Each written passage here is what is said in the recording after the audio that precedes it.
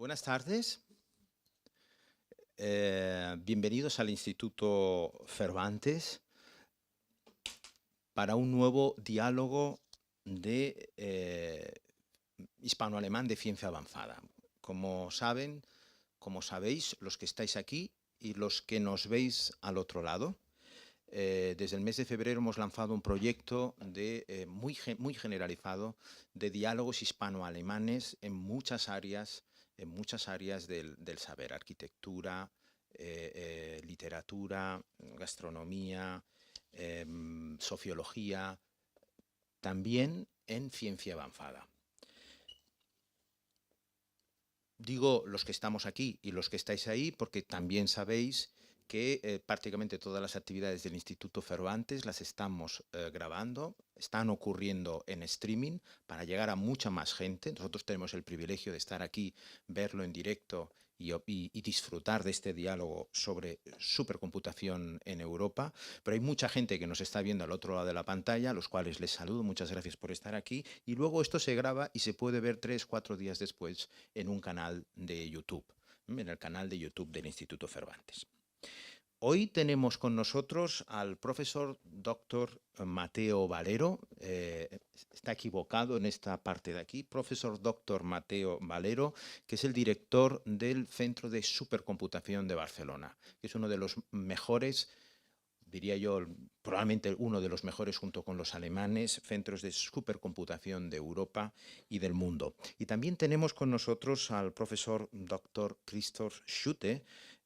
Ambos son, él es matemático y él es presidente de los centros de supercomputación en Alemania. Yo no los voy a presentar porque los va a presentar nuestro moderador, que es el doctor Guillermo Pérez Fernández. Guillermo Pérez Fernández es químico computacional de la Universidad de Sarre, por lo tanto es una persona que nos va a ayudar muchísimo en entender qué está ocurriendo hoy en día en el ámbito de la supercomputación, que no solo tiene que ver con la ciencia, sino tiene que ver con nuestra realidad diaria y también tiene que ver con la geopolítica, con la geoeconomía, con la geoestrategia en el mundo.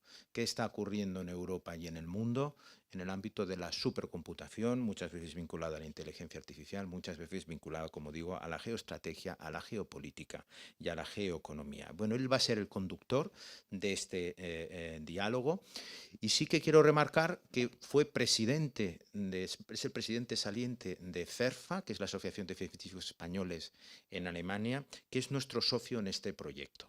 El socio del Instituto Cervantes en los diálogos hispano-alemanes de ciencia avanzada es CERFA, que colabora con nosotros a lo largo de esta semana, coopera con nosotros también dentro del Berlin Science Week. Saben que en Berlín está ocurriendo este encuentro sobre ciencia y una parte muy divulgativa que es la de esta semana, y luego el fin de semana una parte más de feria de intercambio empresarial. Esta es la segunda actividad que nosotros organizamos. Empezamos el miércoles con un debate sobre literatura y ciencia, sobre la obra de Benjamin Lamatut, con Maniac. Continuamos hoy con un gran debate, un gran diálogo sobre supercomputación, y mañana tendremos un taller para niños, también todo ello organizado con CERFA. Pues nada más, llamo a esta mesa o a esta posición al doctor Guillermo Pérez Hernández. Buenas tardes a todos. Muchas gracias, señor director del Instituto, Ignacio Martínez Castignani, gracias a usted y a todo su equipo por contar con CERFA. Efectivamente, ya llevamos muchos meses colaborando con este instituto que consideramos nuestra casa de alguna manera. Efectivamente, esta segunda edición de los diálogos viene acompañada de otro montón de actividades que nuestra sociedad, la Sociedad de Científicos Españoles en Alemania, realiza gracias a la labor de sus voluntarios, a los que también aprovecho para agradecer desde aquí. A mí, a título personal y en nombre de la sociedad, nos gusta mucho estar aquí, lo disfrutamos y es un privilegio. Desde luego hoy yo, con un poquito de vértigo, compartir el escenario con estas dos figuras aquí. Voy ya a cerrar y darle la palabra al profesor Mateo Valero, no sin antes informar un poco para dar el tono quizás de lo que queremos que sea el evento. Primero hará una breve presentación el profesor Valero, después el profesor Schütte. Hablarán de sus instituciones, de sus centros, de una manera muy breve para que sepamos de lo que estamos hablando cuando hablamos de superordenadores. Después habrá una pequeña mesa redonda o entrevista o diálogo moderado y al final podremos preguntar. Agradezco también a las traductoras que nos acompañen en la tarea difícil de no incurrir en mucho uso de anglicismo, pero por el tema que nos toca hoy, que es un tema que a todos nos apasiona, por lo menos a los que vamos a estar hoy en el escenario, pues claro, es lo que toca. Ya, sin más, profesor Mateo Valero, por favor, muchas gracias.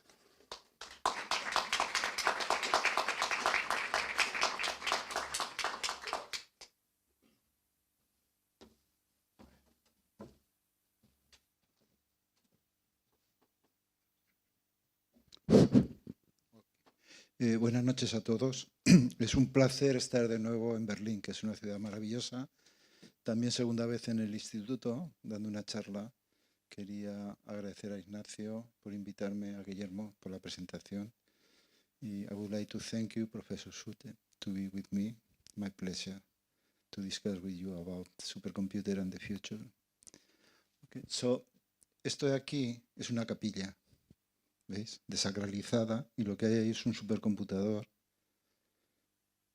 Los supercomputadores son los computadores más rápidos del mundo. ¿Cómo se construyen? Perdón, más rápidos del mundo haciendo ciencia. ¿Cómo se construyen? Haciendo que muchos procesadores muy potentes, cada uno con su memoria, puedan comunicarse información porque van a trabajar juntos. Lo que queremos es que si tenemos 1000 procesadores, repartir el trabajo en 1000 partes de forma que vayan 1000 veces más rápido. ¿Y cuántos procesadores tienen los computadores más rápidos del mundo como el Júpiter? Pues más de 1 millón. ¿De acuerdo? Si ustedes, o vosotros, si me permitís, leéis el libro de Origen del Dan Brown, veréis que sale el supercomputador. Él cuando vino ya dijo, joder, un computador en una capilla, esto merece un libro. Y dije, mentira, pero sí. Y ahora en el nuevo también lo referencia un poquito. Bueno, hemos ganado todos los premios porque es un sitio único, ¿verdad? Y además, puesto que está en una iglesia desacralizada, no falla nunca. O sea, el hardware y el software están protegidos, ¿no? Bien, esta es la charla. En esta transparencia lo que quiero decir es que la forma en que hacemos investigación ha cambiado muchísimo. Sin ir al pasado, la aparición de los computadores cambió nuestras vidas y también la forma de hacer investigación. Los supercomputadores son una herramienta que lo que hacen es simular algo que queremos conocer por primera vez o conocer mejor. Pero los datos y los supercomputadores permitieron, como yo digo en plan coloquial, que la inteligencia artificial saliera del armario. ¿De acuerdo? Ustedes seguramente, pues con el ChatGPT, los que nos dedicamos un poco a esto, pues mucho desde el 56 que hay inteligencia artificial. Pero ahora la inteligencia artificial está cambiando la forma en que hacemos investigación, nos está devolviendo los favores enormemente. De forma que yo diría que soy el director de un centro de inteligencia artificial que tiene la suerte de tener un computador muy rápido y nos permite hacer cosas que de otra manera es imposible. Yo lo que digo ahora que con los instrumentos que tenemos podemos hacer buenas paellas, y también digo que las investigadoras e investigadores ahora no tienen perdón para no soñar, porque pueden hacer simulaciones únicas y lo bueno está por venir todavía, ¿no? Bueno, entonces, hace tiempo ya, algunos países avanzados se dieron cuenta que el país que no computa no compite, ¿de acuerdo? Y entonces lo que hicieron fueron, en Europa fue líder Alemania, Inglaterra, Francia, España está un poco dormidita, ¿de acuerdo? Y por eso hicieron los supercomputadores, ¿no? Nosotros en España realmente, yo creé un centro en el año 85, 20 años antes del Mare Nostrum, que se llamó Centro Europeo de Paralelismo de Barcelona, y es cuando empezamos a hacer investigación en los computadores paralelos. De forma que 20 años después, poco a poco, dentro de la universidad fuimos promocionados a ser el Centro Nacional Español de Supercomputación. Somos el Centro Español de Supercomputación, ¿verdad? O sea que ya yo acabé la carrera, soy ingeniero de telecomunicación por Madrid, acabé en el 74, soy muy mayor, muy viejo, y me fui a la Politécnica de Cataluña y ahí llevo 51 años como profesor. Gané la cátedra en el 83. Muy bien. Luego este es el Centro Nacional de Supercomputación. Por un lado tenemos computadores muy potentes que damos servicio. Nosotros utilizamos el 20%, damos servicio a todos los investigadores españoles e europeos que después de ser evaluados sus proyectos obtienen acceso gratuito. Tenemos 4 departamentos de investigación que describir un poquito. Tenemos más de 100 doctorandos. Somos un centro que hace ciencia básica y aplicada, una especie pequeñito de Max Planck y Fraunhofer, ¿no? Un poquito. Y hacemos mucha transferencia de tecnología y nos interesa mucho decirle a la gente a qué nos dedicamos. Por esa capilla han pasado más de 300.000 personas y tenemos un programa para niñas y niños de 10 a 12 años para que durante 3 horas una vez, explicarle un poquito, a ver si los motivamos para que hagan esto, ¿no? Bien, fuimos creados para ser 60, somos 1.400, somos el centro más grande de Europa y nos codeamos con Argonne en Estados Unidos y RIKEN, son los 3 centros que seguramente tienen más gente dedicada a la investigación. Aquí pues trabajamos mucho con los centros de CAUS, el profesor conoce, y especialmente con Jülich, que tenemos pues, muchos proyectos en Europa, con el profesor Thomas Lipper, que es el director.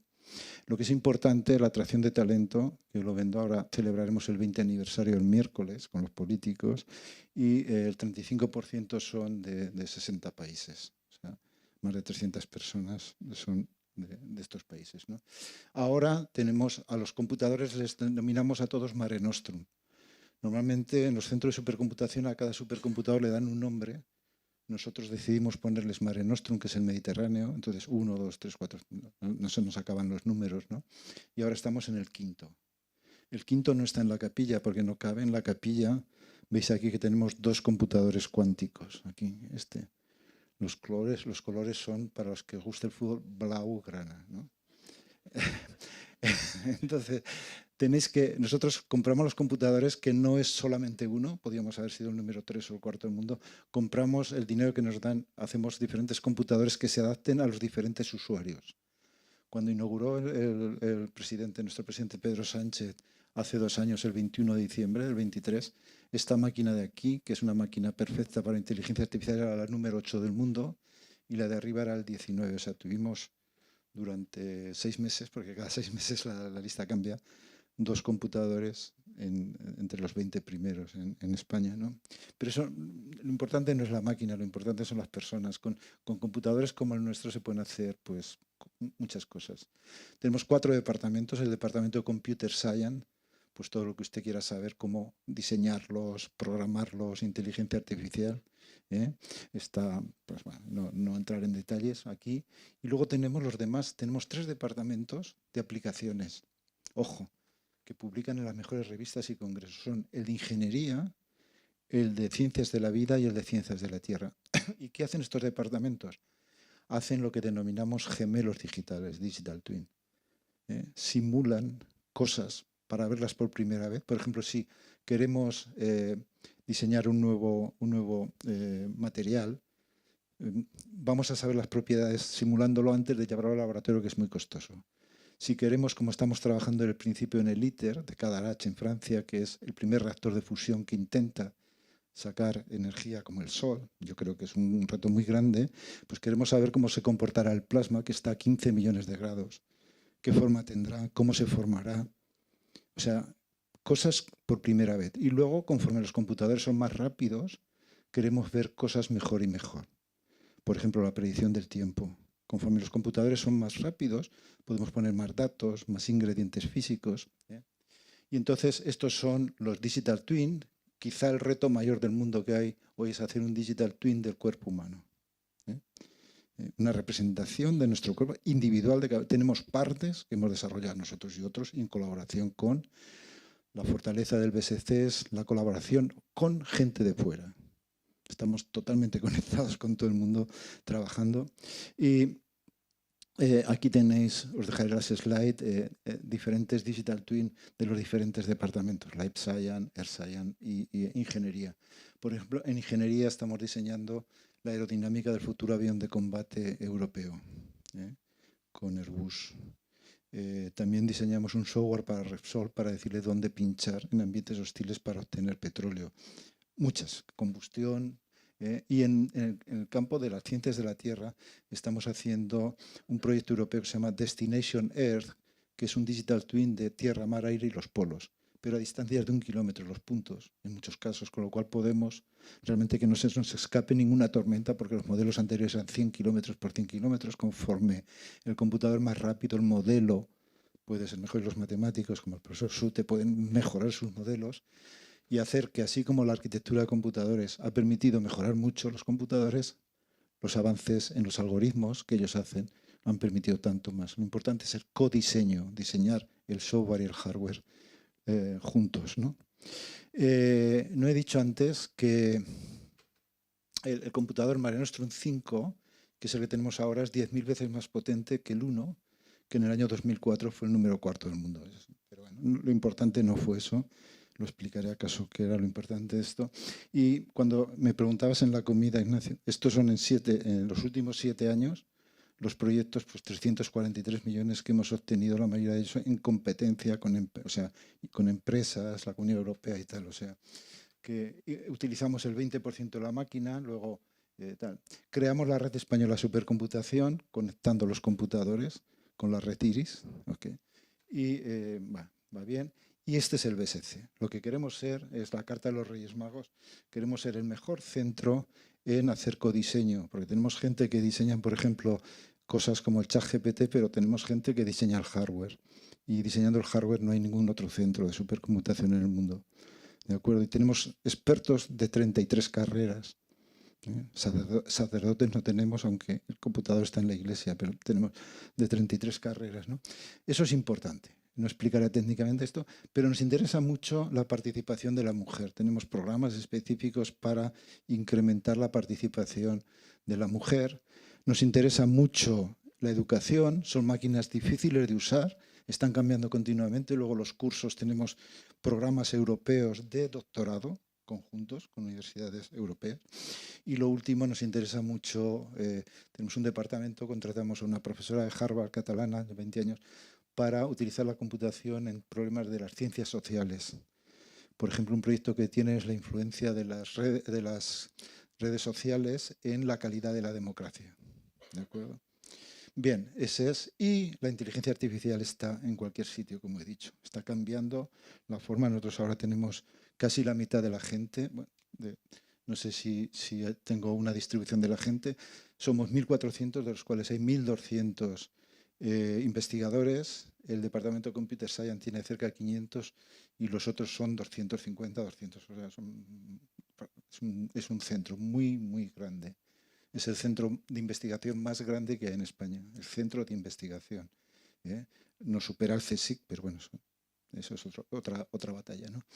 Y ahora, con esto de la inteligencia artificial, se ha acuñado esta frase que da un poco miedo. Yo estuve hace 3 semanas dando una charla en el Vaticano. Estoy enfadado porque el Papa no vino, pero vinieron cardenales y cosas de estas. Y entonces, los que tienen los datos y la computación dominarán el mundo. Eso da mucho miedo. ¿De acuerdo? Entonces hay un nerviosismo en empresas, en estados y tal. Esto a mí me da un poco de... Entonces por eso creamos un instituto de inteligencia artificial dentro del centro que une todas las actividades que hacemos en inteligencia artificial, que había 320 el año pasado, y ahora el nuevo director, empezará ahora el 21 de noviembre. Es una persona con una experiencia tremenda de Microsoft en inteligencia artificial. Igual que el director asociado que tengo ahora, que es nuevo, desarrolló el Llama 3 y el Llama 4 en Meta. Es un ingeniero de telecomunicación catalán. ¿De acuerdo? ¿Qué ha pasado con los recovery? Que hemos sido agraciados por la lotería, ¿no? El ministro Escrivá de repente dice: Mateo, te voy a dar 158 personas de inteligencia. Bienvenidas, ¿no? Entonces aumentamos de repente en 158 por 4 años, es el problema, ¿no? Con este programa. 158. ahora que estamos en el Instituto Cervantes, hablaba con el director, te contaba a ti, y con el rey que nos llamó al Pardo. Hay que proteger los idiomas, el alemán, el español, tal, porque si no, si dejamos a Amazon, Microsoft y tal, pues es como poner un lobo a cuidar las ovejas. O sea, los niños, las niñas y niños podrían cambiar todo, la forma de hacer frases y tal, porque si dejamos al ChatGPT y todo esto y no tenemos, entonces estamos dedicando mucho esfuerzo y tenemos pues modelos, el ALIA, y estamos en un proyecto europeo y tal, y dedicamos mucho esfuerzo, hemos dedicado más de 40 millones a desarrollar modelos que protejan el castellano, el catalán, el euskera y el gallego. Y a nivel internacional tenemos este consorcio que creamos, Argonne, Riken y nosotros, y ahora hay 80 o no sé cuántos hay, 80 miembros, que es hacer cosas equivalentes al ChatGPT, pero para ayudarnos a hacer mejor ciencia, no para machacar a la sociedad, no sé cómo deciros, ¿eh? Esto saldrá en el debate, me imagino, ¿no? Bien, voy a entrar en la última parte. De todas estas máquinas, en Europa ni se diseña ni se fabrica nada, compramos todos. Somos totalmente dependientes, ¿no? Y entonces una manía que tengo yo soy arquitecto de computadores, toda mi vida la dedicaba a investigación, salvo los últimos 5 o 6 años que la burocracia me mata, si lo sé, no doy la idea al gobierno de crear el Barcelona Supercomputing Center. Pues cuando inauguramos, tengo la manía en Europa de que es posible hacer chips para la supercomputación, para los data centers, que son instalaciones que pueden ser de 50 a 100 veces más potentes que el supercomputador más potente del mundo, pero están dedicados a hacer otras cosas, no a hacer ciencia precisamente. Y entonces este es mi sueño, me gustaría hacerlo, y por eso convencí a la Unión Europea que empezara unos proyectos con una nueva idea que es en hardware, es abierta, el juego de instrucciones no entraré, son abiertos, igual que es equivalente a lo que fue Linux en software. Esto permite a Europa, permite a cualquier país hacer chips y ser competitivo. Estamos llegando a que la tecnología está llegando al final, estamos con chips de 3 nanómetros, estamos llegando ya al final y creo que hay una oportunidad muy buena. Entonces, todos los proyectos de High Performance Computing con RISC-V, el coordinador es el BSC, somos nosotros. Y bueno, nos tocó la lotería también del Recovery Fund, recibimos 50 millones del gobierno para continuar haciendo chips.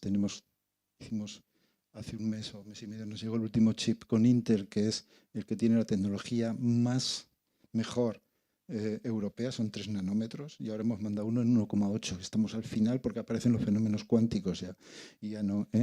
Y entonces aquí tenéis los tape-out que se llaman, ¿no? Utilizando todo ideas españolas, todas ideas del BSC. Durante años hemos trabajado en arquitectura de computadores y está entonces.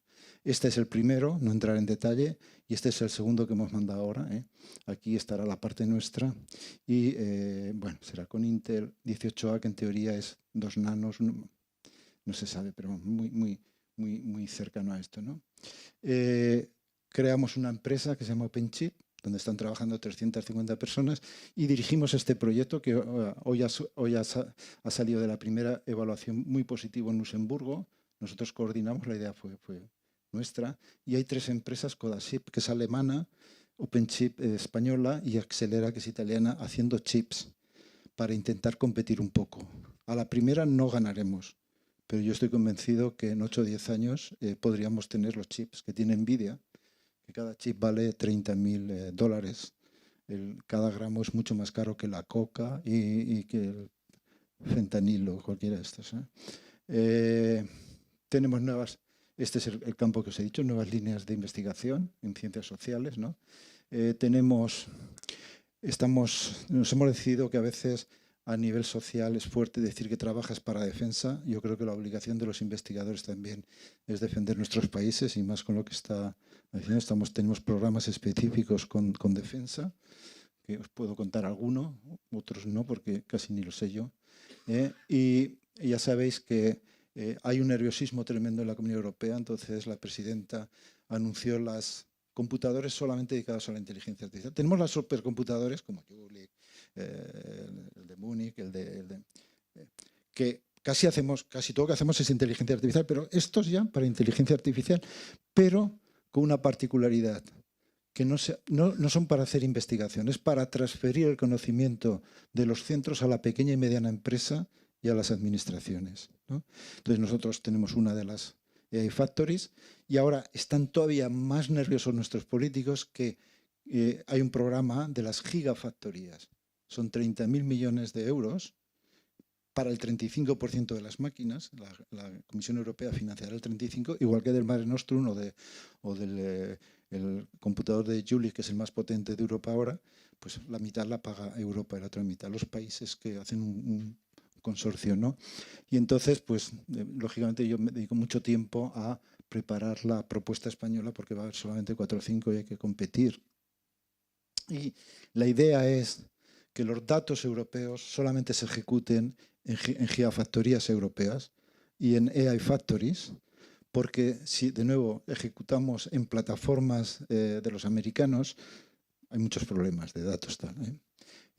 Claro, el hardware es todo americano y por eso yo creo que es muy importante desarrollar tecnología y creo que saldrá en la discusión, ¿no? Con Latinoamérica mucho, entonces tenemos la red iberoamericana de supercomputación, estoy acabando ya, y el otro día nos dieron 3 millones, está Jülich con nosotros desde el principio, Chineca en Italia, coordinamos, las ideas son nuestras, coordinamos todo con nuestros hermanos latinoamericanos y bueno, aquí el objetivo será hacer lo del lenguaje natural, lo que os he dicho a nivel latinoamericano. Por ejemplo, en mi querido México, yo he ido 110 veces a México, soy más mexicano que español, tienen 52 dialectos, o sea, antiguos y todo eso, que no se pierda, ¿no? Que no se pierda toda esa parte, porque la tecnología, educación, todo lo que queráis, no entraré en detalles. Y esta es la última para diseñar los chips. Una cosa que estoy muy orgulloso es de haber creado esta asociación en España, que son 33 universidades ahora, que van a compartir, que están compartiendo programas de diseño de chip, hardware y software. Esto es muy importantísimo. Este es el sitio donde estamos, la capilla está por detrás y esta es mi última slide. Perdonad si me he ido un poquito más eso, pero bueno, gracias.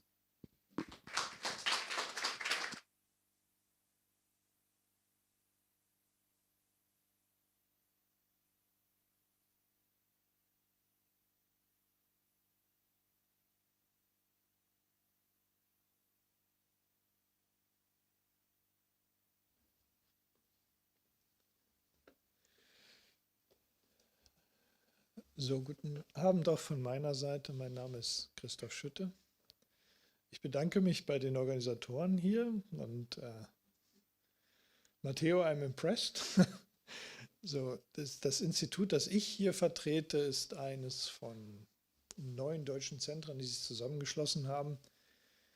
Das heißt das Zuse-Institut Berlin, benannt nach dem deutschen Vater des Computing, Konrad Zuse, und wir sind, was die Größe betrifft, ungefähr einen Faktor 4 kleiner als das, was Matteo gerade erklärt hat, und was den Rechner betrifft, eher ein Faktor 10 kleiner und ein Faktor 10 langsamer.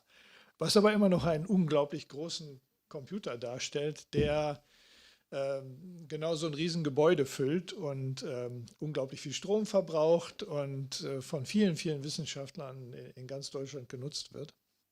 Und das ZIP, dieses Zuse-Institut Berlin, was wir immer ZIP nennen, ist ein Institut, das ähnlich aufgestellt ist wie das in Barcelona. Das heißt, wir betreiben nicht nur einen Rechner, sondern wir betreiben auch die Forschung drumherum.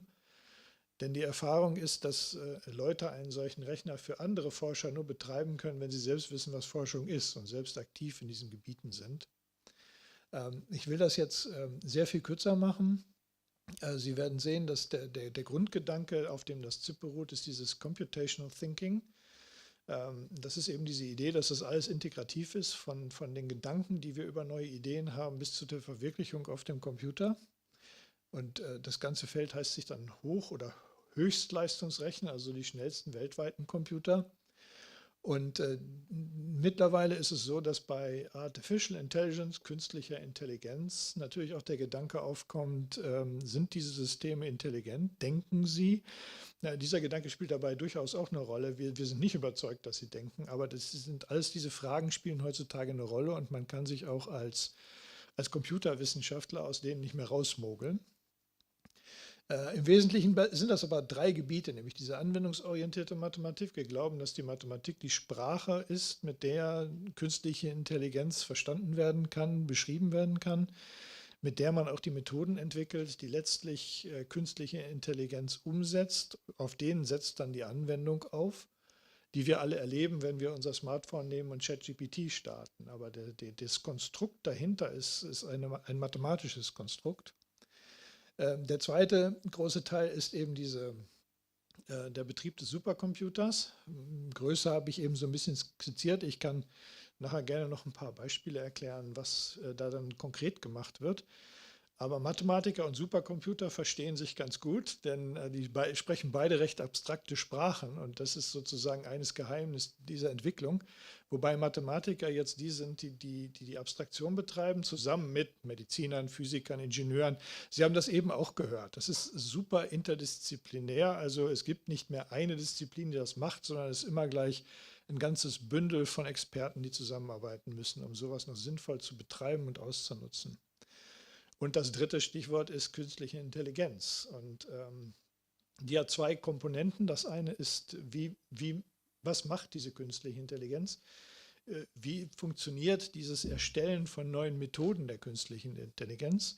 Nicht nur für sowas wie ChatGPT und Sprachverarbeitung, sondern eben auch für wissenschaftliche Zwecke, von der Robotersteuerung bis hin zur Erfindung neuer Medikamente. Und die andere Seite ist, auf welcher Infrastruktur kann ich künstliche Intelligenz betreiben? Und dafür braucht man eben diese großen Rechner. Und dann muss man auch wissen, wie betreibe ich es so, ohne allzu viel Strom und Energie zu verschwenden. Und das ist ein ganz wichtiger Gedanke, der immer wichtiger wird, weil wir in Europa zum Beispiel jetzt im Vergleich zu den Chinesen oder den Amerikanern nicht die günstigsten Strompreise haben und uns deswegen ein paar mehr Gedanken darüber machen, wie man es clever macht, statt es einfach nur zu machen. Und daran können aber auch viele Vorteile entstehen. Anwendungen sind dann wichtig. Wir haben so eine Kooperationsplattform mit mehr als 40 Industrieunternehmen. Das kam eben auch vor. Das direkte Reden mit Anwendern aus der Industrie ist absolut zentral. Sonst kann man das, was man da macht, nicht mehr in die reale Welt bringen. Und das ist letztlich das Ziel. Also einen Service zu erbringen für die Gesellschaft, für die Menschen wie Sie, wie mich, damit unsere Welt einfacher oder lebenswerter ist oder bleibt. Und Sie sehen oben nur so ein paar Gebiete, das ist vom Medikamentenentwurf über Mobilität, wie entwickelt sich die Mobilität in so einer Stadt weiter, wie kann man so ein System überhaupt ungefähr versuchen zu verstehen. Wenn jeder Einzelne eine einzelne Entscheidung Sie haben alle eine Entscheidung gefällt, wie Sie hier hingekommen sind. Kann ein Computer so etwas bei der Berechnung eines Verkehrssystems mit berücksichtigen? Ja, sowas wird heutzutage gemacht. Oder die Auslegung des Energiesystems, vielleicht später auch da noch ein paar Worte mehr dazu. Und der wesentliche Punkt, und auch das klang eben an, ist die Vernetzung. Also ein Berliner Forscher ist ein Forscher in Berlin, aber der muss zusammenarbeiten weltweit. Und diese Zusammenarbeit weltweit kennzeichnet die Wissenschaft. Und man hat es eben auch gesehen, das ist immer eingebettet in Netzwerke von Institutionen, Menschen, die überall auf der Welt ähnliche Probleme versuchen zu lösen. Und nur zusammen kann man das schaffen. Deswegen ist die europäische Komponente, nicht nur was das Geld betrifft, auch was die Zusammenarbeit zwischen den Menschen betrifft, absolut zentral. Wir als Europa sind dann eben doch mehr als 500 Millionen Menschen mit einer ganz anderen Kapazität als ein einzelnes Land in Europa. Und das müssen wir uns immer wieder vor Augen halten. Und was ich auch nicht vergessen wollte, ist, dass man hat einen sehr großen Computer, aber dahinter stehen auch sehr große Datenspeicher, die auch sehr schnell sein müssen. Mit dem Zeitalter der künstlichen Intelligenz sind Daten, Big Data, immer wichtiger geworden. Das heißt, auch das sichere Halten der Daten und auch die Art und Weise, mit der man das in irgendeiner, zum Beispiel europäische Souveränität, die Daten sollen hier bleiben, sie sollen hier verarbeitet werden. Und wir wollen auch, wenn wir das können, den maximalen Gewinn aus unseren Daten ziehen. Das ist auch ein wichtiger Gedanke. Man arbeitet an den Methoden zusammen, aber vielleicht nicht unbedingt an den konkreten Daten in allen Aspekten. Und der letzte Punkt ist, alles ist letztlich auf die Zukunft gerichtet. Also Fragen, die wir in den Vordergrund stellen, sind eher Fragen der Nachhaltigkeit, der Voraussagen fürs Klima, Fragen des zukünftigen Gesundheitssystems, Fragen der zukünftigen nachhaltigen Auslegung von Energienetzen oder der Mobilität. Und auch das klang eben schon an. Diese zukunftsgerichteten Fragen sind die man heute mit sehr großen Rechnern gewinnbringend und auch zielgerichtet beantworten kann. Wir können nicht jedes Problem lösen, aber wir können sehr viele Probleme lösen, die wir vor vielleicht 10 Jahren noch nicht mal gehofft haben, auch nur anzufangen. Und das macht einen Unterschied auch aus, zu versuchen zu verstehen, wie gewisse Sachen sich ein paar Jahre in die Zukunft denken lassen und dann auch mit Politik und Gesellschaft in den Dialog darüber zu treten, wie diese Entwicklung, wie wir sie denn einschätzen und was wir uns denn wünschen, was die Zukunft bringen soll und was wir dazu tun müssen, um das zu erreichen. Das soll an dieser Stelle über das Zuse-Institut schon ausreichen. Für uns ist der Gedanke zentral, dass wir die Zukunft zusammengestalten. Computing ist nur eine Komponente von dem, was wir brauchen, um das zu tun. Und es gibt so ein paar verrückte Wissenschaftler wie Matteo und mich mit einem Haufen von Beteiligten, die dann in irgendeinem Keller oder in einer Kapelle einen Riesencomputer stehen haben und versuchen, das für tausende andere Forscher zu betreiben, sodass das Maximale daraus geholt werden kann, was die Cleverness der Ideen betrifft. Vielleicht mehr später. Danke für Ihre Aufmerksamkeit.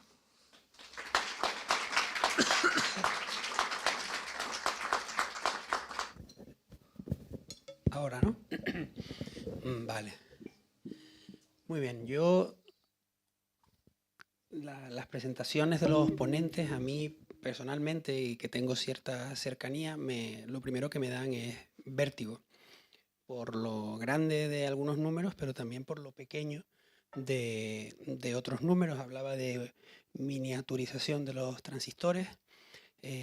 Querría orientar la charla yo alrededor de distintos ejes. Me gustaría hablar de tecnología, de algoritmos. Querría resaltar una cosa que el propio profesor Schütte más o menos empezó su charla diciendo, bueno, el CIP no es tan grande como el Barcelona Supercomputing Center, pero pues tenemos a un lado una persona de un perfil más ingenieril, muy volcado en la tecnología, en la innovación, y por otro lado, no quiero decir que el profesor Schütte no lo sea, pero con un perfil de desarrollo de algoritmos, de estar en lo que es el cutting edge de todo lo que requiere muchísimo esfuerzo de investigación y de creatividad. Y yo querría un poco empezar por estos monstruos de ordenadores que hemos visto aquí. Quizás si el profesor Valero nos pudiera decir un poco los componentes, el ecosistema. Hoy durante el almuerzo hablábamos de chips, transistores, fabricantes, soberanía. Quizá un poco qué se necesita para tener un superordenador y a quién hay que comprarle los componentes y por qué eso resulta tan importante. Bueno, Europa se dio cuenta de que las empresas y los investigadores deberían tener acceso a las máquinas más rápidas, aunque no las fabriquemos, ¿no? Entonces, por eso se hizo el EuroHPC, GPRONS Computing, y por eso ahora tenemos, yo creo que de las 25 primeras del mundo, creo que tenemos 10 u 11 europeas, ¿no? Es importante que tener acceso a estas máquinas donde la tecnología pues es americana, donde pagamos mucho dinero. Yo os diré que el Mare Nostrum 5, su coste de compra de la máquina, energía eléctrica y la gente que lo lleva en 5 años, que es lo que se hace con la Unión Europea, son 222 millones de euros. Y Jupiter, que es la máquina que está en Juli, que es la más potente de Europa, la primera europea que pasa una barrera de 10 elevado a 18 operaciones con números en coma flotante de 64 bits, pues habrá costado más, ¿no? La máquina costó 141, la electricidad, que es un tema que Christoph ha nombrado, es muy importante. Para nosotros los arquitectos de computadores gastan mucho las máquinas, pues nosotros gastamos 1 millón de euros al mes. Estamos gastando 12 megavatios, y el resto es de personal, luego son caras. Entonces, la tecnología es de fuera, pero tenemos que tener acceso a las máquinas. Mi tesis es que en Europa, si queremos, podemos desarrollar esa tecnología. No sé si contesto a Sí, alguna cosa más específica. un poquito más específicamente, porque hablábamos de chip, Sí, los de chips, diseño, sí, de software, sí. de Bueno, hardware. pero bueno, eso lo dejaría quizá a Christoph. Es lo que ha dicho. Vamos a ver, tú tienes un hardware, que es donde se van a ejecutar los algoritmos, y este ha avanzado mucho en la rapidez, ¿no? Cuando Konrad Zuse fue pionero a nivel mundial, yo creo que fue el mejor. Hizo el primer computador a nivel mundial que funcionaba, pero luego la guerra fue ganada por los americanos y entonces, en teoría, todos aprendemos que el primero fue el ENIAC en Filadelfia, ¿no? No es verdad, ¿no? Pues como hablamos en la comida, seguramente los supercomputadores de ahora van 10 elevado a 20 veces más rápido que el SUSE 3, el Mark 3, no me acuerdo cómo se llamaba, de Konrad Zuse, ¿no? ¿Por qué? Porque apareció una cosa en el 47 que se llama el transistor, que es el invento más revolucionario que ha habido en el mundo en los últimos años, el que ha hecho cambiar nuestra vida más. Sin transistores no hay chips, sin chips no hay computadores, sin computadores no hay inteligencia artificial y sin inteligencia artificial, como dice aquel, no hay paraíso, ¿no? Es decir, los chips es fundamental y hay una batalla tecnológica. Es el problema geopolíticamente más importante en el mundo, fuera de estas estúpidas guerras o de que los niños mueran porque no tienen, no es demagogia, porque no les damos comida cuando tiramos la comida en el mundo. Y entonces ahí es donde está la batalla entre China y Estados Unidos. Los chips hay que diseñarlos y fabricarlos. Las fábricas más avanzadas son las que pueden hacer los transistores más pequeñitos, 2 nanómetros. Cuando yo hacía Teleco en Madrid, en el año 71 Intel sacó el primer microprocesador, el Intel 4004, 2300 transistores, 10 micras cada transistor, 10 micras por 10 micras. Ahora con 2 nanos. Quiere decir que donde había un transistor en el año 71, ahora hay 10 millones de transistores. Estamos haciendo chips de 100.000 millones de transistores que además trabajan a una velocidad de 2.000 millones de veces por segundo, y de esos tenemos millones, como en el Júpiter.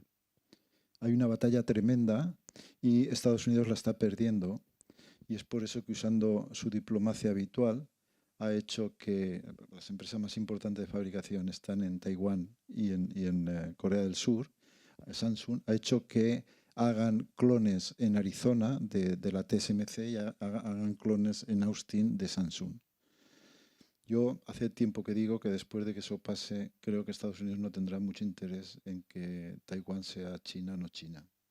¿De acuerdo? Porque el valor de Taiwán es esa TSMC. Y en Europa no tenemos, ni diseñamos, ni fabricamos chips. Ahora la foundry más avanzada, de hecho solamente hay dos empresas que pueden diseñar y fabricar chips, que son Intel y Samsung. Apple o Nvidia diseñan pero fabrican en Taiwán. En Europa, gracias a la iniciativa del gobierno alemán, va a haber una fábrica para diseñar chips, no los más avanzados, para junto a las 3 empresas, Infineon, NXP y con Qualcomm, una americana, y TSMC, para hacer una foundry que se hará aquí. ¿Puede aclarar una foundry exactamente? ¿Es una... Foundry, yo les llamo, es un horno donde metes arena de la playa por un lado, metes la información por otro y salen los chips, como churros, ¿no? Entonces son solamente fábricas que valen 20, 30 mil millones de dólares, pero son lo que produce más riqueza. Fijaros, cada chip de Nvidia, del Jensen, que ahora es la primera empresa valorada en 5 billones, o sea, una empresa que fabrica chips, está valorada en más de 3 veces el PIB de España, o en casi 2 veces, bueno, 2 veces el PIB de Alemania, más o menos. Es increíble, ¿no? Es increíble.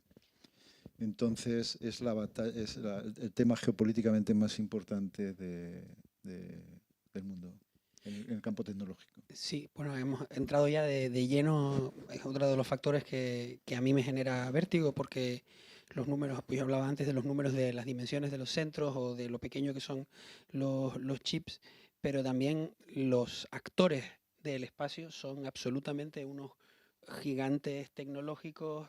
Como usted decía, Nvidia es la empresa de capitalización en mercado más alto que jamás haya existido. tiene un poco en sus manos el destino de los países. Por llevar la conversación un poco a este lado, si no me equivoco, Christoph, tú has servido en muchas comisiones de asesoramiento para la Comunidad Europea en cuanto a en cuanto al networking de distintas centros de supercomputación. Me parece que en la iniciativa PRACE, P-R-A-C-E, puesto que ya estamos de pleno en la geopolítica de todo este asunto, aunque también me gustaría hablar de la ciencia, ¿cómo se vive, cómo se discute, cuál es la mentalidad de, vamos a decir, las esferas políticas o más burocráticas necesarias para cohesionar los medios, para comprar esas máquinas de una manera conjunta?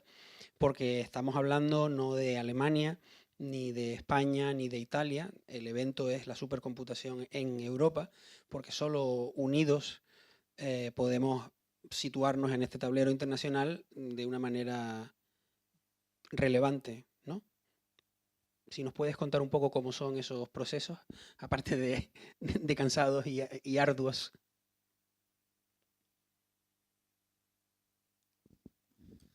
Ja, erst nochmal Entschuldigung, dass ich kein Spanisch sprechen kann.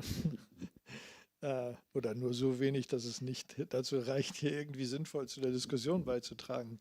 Was die Frage betrifft, diese Frage kann man so nicht beantworten, weil sie mehrere Ebenen hat. Wenn sich Wissenschaftler miteinander unterhalten, dann ist das ziemlich unbestritten, dass wir das nur zusammen schaffen können. Und wir haben auch noch, wenn sich Wissenschaftler unterhalten, sehr viel genauere Vorstellungen, wie das geschehen könnte. Wenn sich Wissenschaftler mit Politikern unterhalten, dann kann das schon mal ein bisschen schwieriger werden, denn wir müssen ja nicht nur eigentlich die Politiker, sondern wir müssen die Öffentlichkeit davon überzeugen, dass gewisse Maßnahmen die richtigen sind. Und wenn Sie jetzt hören, also Matteo hat gesagt, 1 Million Euro pro Jahr an Stromkosten. Ich glaube, 1 Million wird nicht reichen.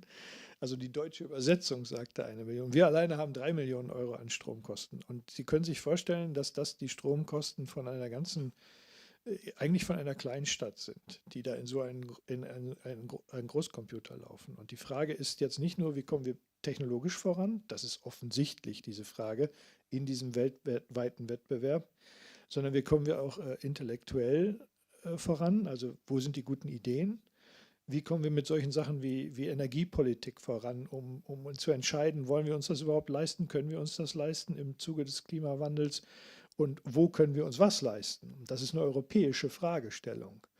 Und da stehen uns die Nationalinteressen in Europa immer noch oft im Wege, aber solche Initiativen wie in Barcelona oder Jülich in Deutschland zeigen ja, das ist eine europäisch unterstützte Initiative. Und die ganz großen Dinge können wir nur zusammen machen. Wir können uns auf nationaler Ebene zusammenschließen, um Fragen der deutschen Energiepolitik mitzubestimmen, aber auf europäischer Ebene, da liegt die Antwort auf den globalen Wettbewerb. Das werden wir ohne das nicht schaffen. Das ist den Politikern irgendwie klar, aber das politische Geschäft ist nicht so, dass der Weg direkt von der Erkenntnis zum Ziel führt, wenn ich das so formulieren darf. Und da gibt es sehr komplizierte Entscheidungsprozesse, aber auch sehr komplizierte Diskussionen, in der wer hat was dann am Ende eine große Rolle spielt. Und ich hoffe, dass wir das besser überwinden können. Um das Ganze nochmal, also Matteo hat über die Transistoren gesprochen. Ich liebe diesen Zahlenvergleich. Wenn Sie sich vorstellen, wie viele Transistoren heute auf der Welt produziert werden, dann stellen Sie sich alle Reiskörner vor, die die Welt in einem Jahr produziert. Also Reis, alle Reiskörner, auch in Asien. Die Anzahl der Transistoren ist mittlerweile 10-mal größer als die Anzahl aller Reiskörner. So immens ist diese Industriefragestellung, die da im Hintergrund steht. So klein sind diese Dinger mittlerweile geworden. In Ihrem Handy sind mehr Transistoren, als Konrad Zuse je gehofft hätte, dass man zusammenbauen könnte. Nur in Ihrem Handy. Also diese Entwicklung ist gigantisch. Und die ist auch so schnell und so wichtig, dass auch die Politik sie nicht übersieht. Aber das in allen Konsequenzen zu fassen, ist auf der politischen Ebene sehr, sehr schwierig, weil dazu oft die Zeit fehlt und die Wissenschaftler diskutieren das und versuchen dann an die politische Ebene heranzutreten und ausgewogene Entscheidungen vorzuschlagen. Das realisiert sich nicht immer, aber es geht in die richtige Richtung, das würde ich dazu sagen. Bueno, un poco de optimismo por ahí. Quizás una pregunta que por lo menos a mí me sorprende un poco. Un objeto tan ubicuo como un transistor, como acabamos de ver, ¿cómo es posible que en su fabricación haya tantos cuellos de botella y no sea... Porque en la comparación de Cristo, pues hay más transistores que arroz. Sin embargo, el arroz crece en muchos sitios y los transistores crecen en Taiwán y a lo mejor en otros sitios. Entonces, a lo mejor un poco con perspectiva. Bueno, para mí no te hace falta traducción. Yo pensaba que le ibas a preguntar a No, Cristóbal. yo querría preguntar un poco, porque, Pero bueno, el- mira, es que, ¿sabes qué pasa? Que los transistores se hacen con arena de la playa y esa no se acaba. Yo quería crear el MIT español en Los Monegros, Instituto de Technology en mi tierra, en Aragón, y claro, porque no se acaba la arena. O sea, el transistor es el invento más revolucionario que ha habido en los últimos años, fue del año 47. En el año 53 se descubre la doble hélice del ADN y en el año 56 unos locos se reúnen para hablar de la inteligencia artificial. ¿Qué pasa? Que el transistor enseguida, los físicos, que son los verdaderos artífices de casi todo, logran que el tamaño, la famosa ley de Moore, más o menos, que cada 18 meses donde había un transistor haya dos. Y claro, es una cosa exponencial. Hablando de granos de arroz, recordar esto de que el que inventó el ajedrez, que el rey hindú le dijo, oye, me quiero un granito, 2, 4, 8, hoy traer medio saco que... Y cuando vio lo que había pedido le cortó la cabeza al inventor, ¿no? Es decir, duplicar cada 18 meses es una cosa exponencial.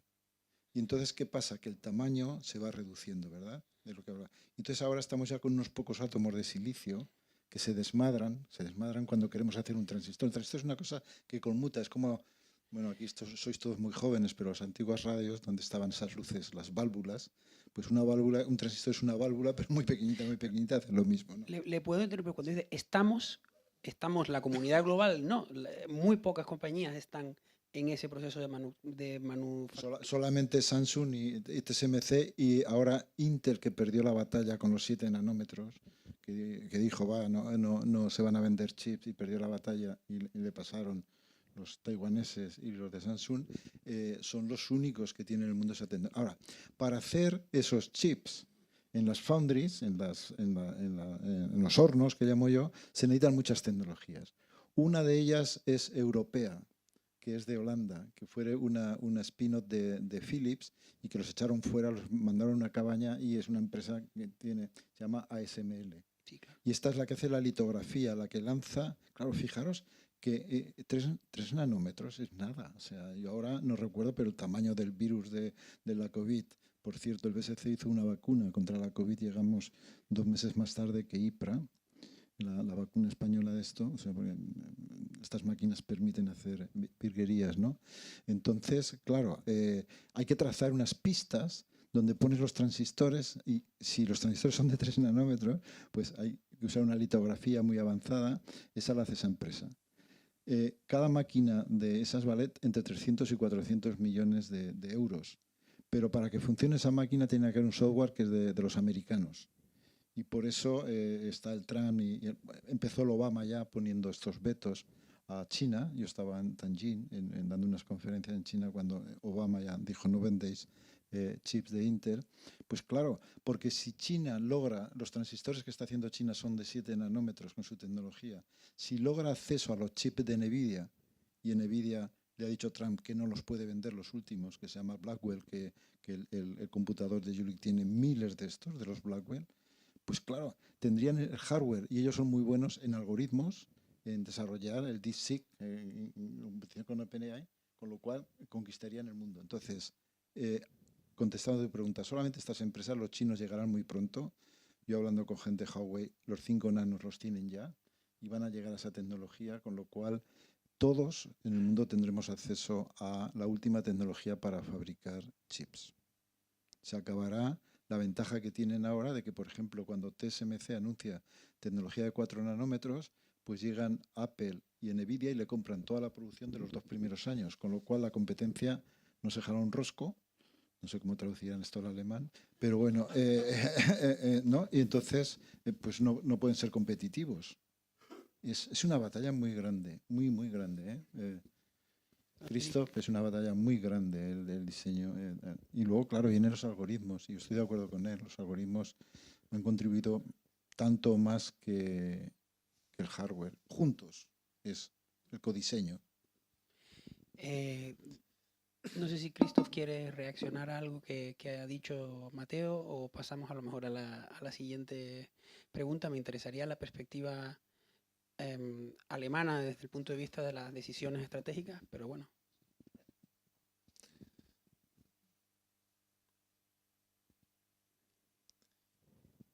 Also ich glaube, als deutscher Wissenschaftler sollte ich nicht sagen, wie man es in Deutschland sieht.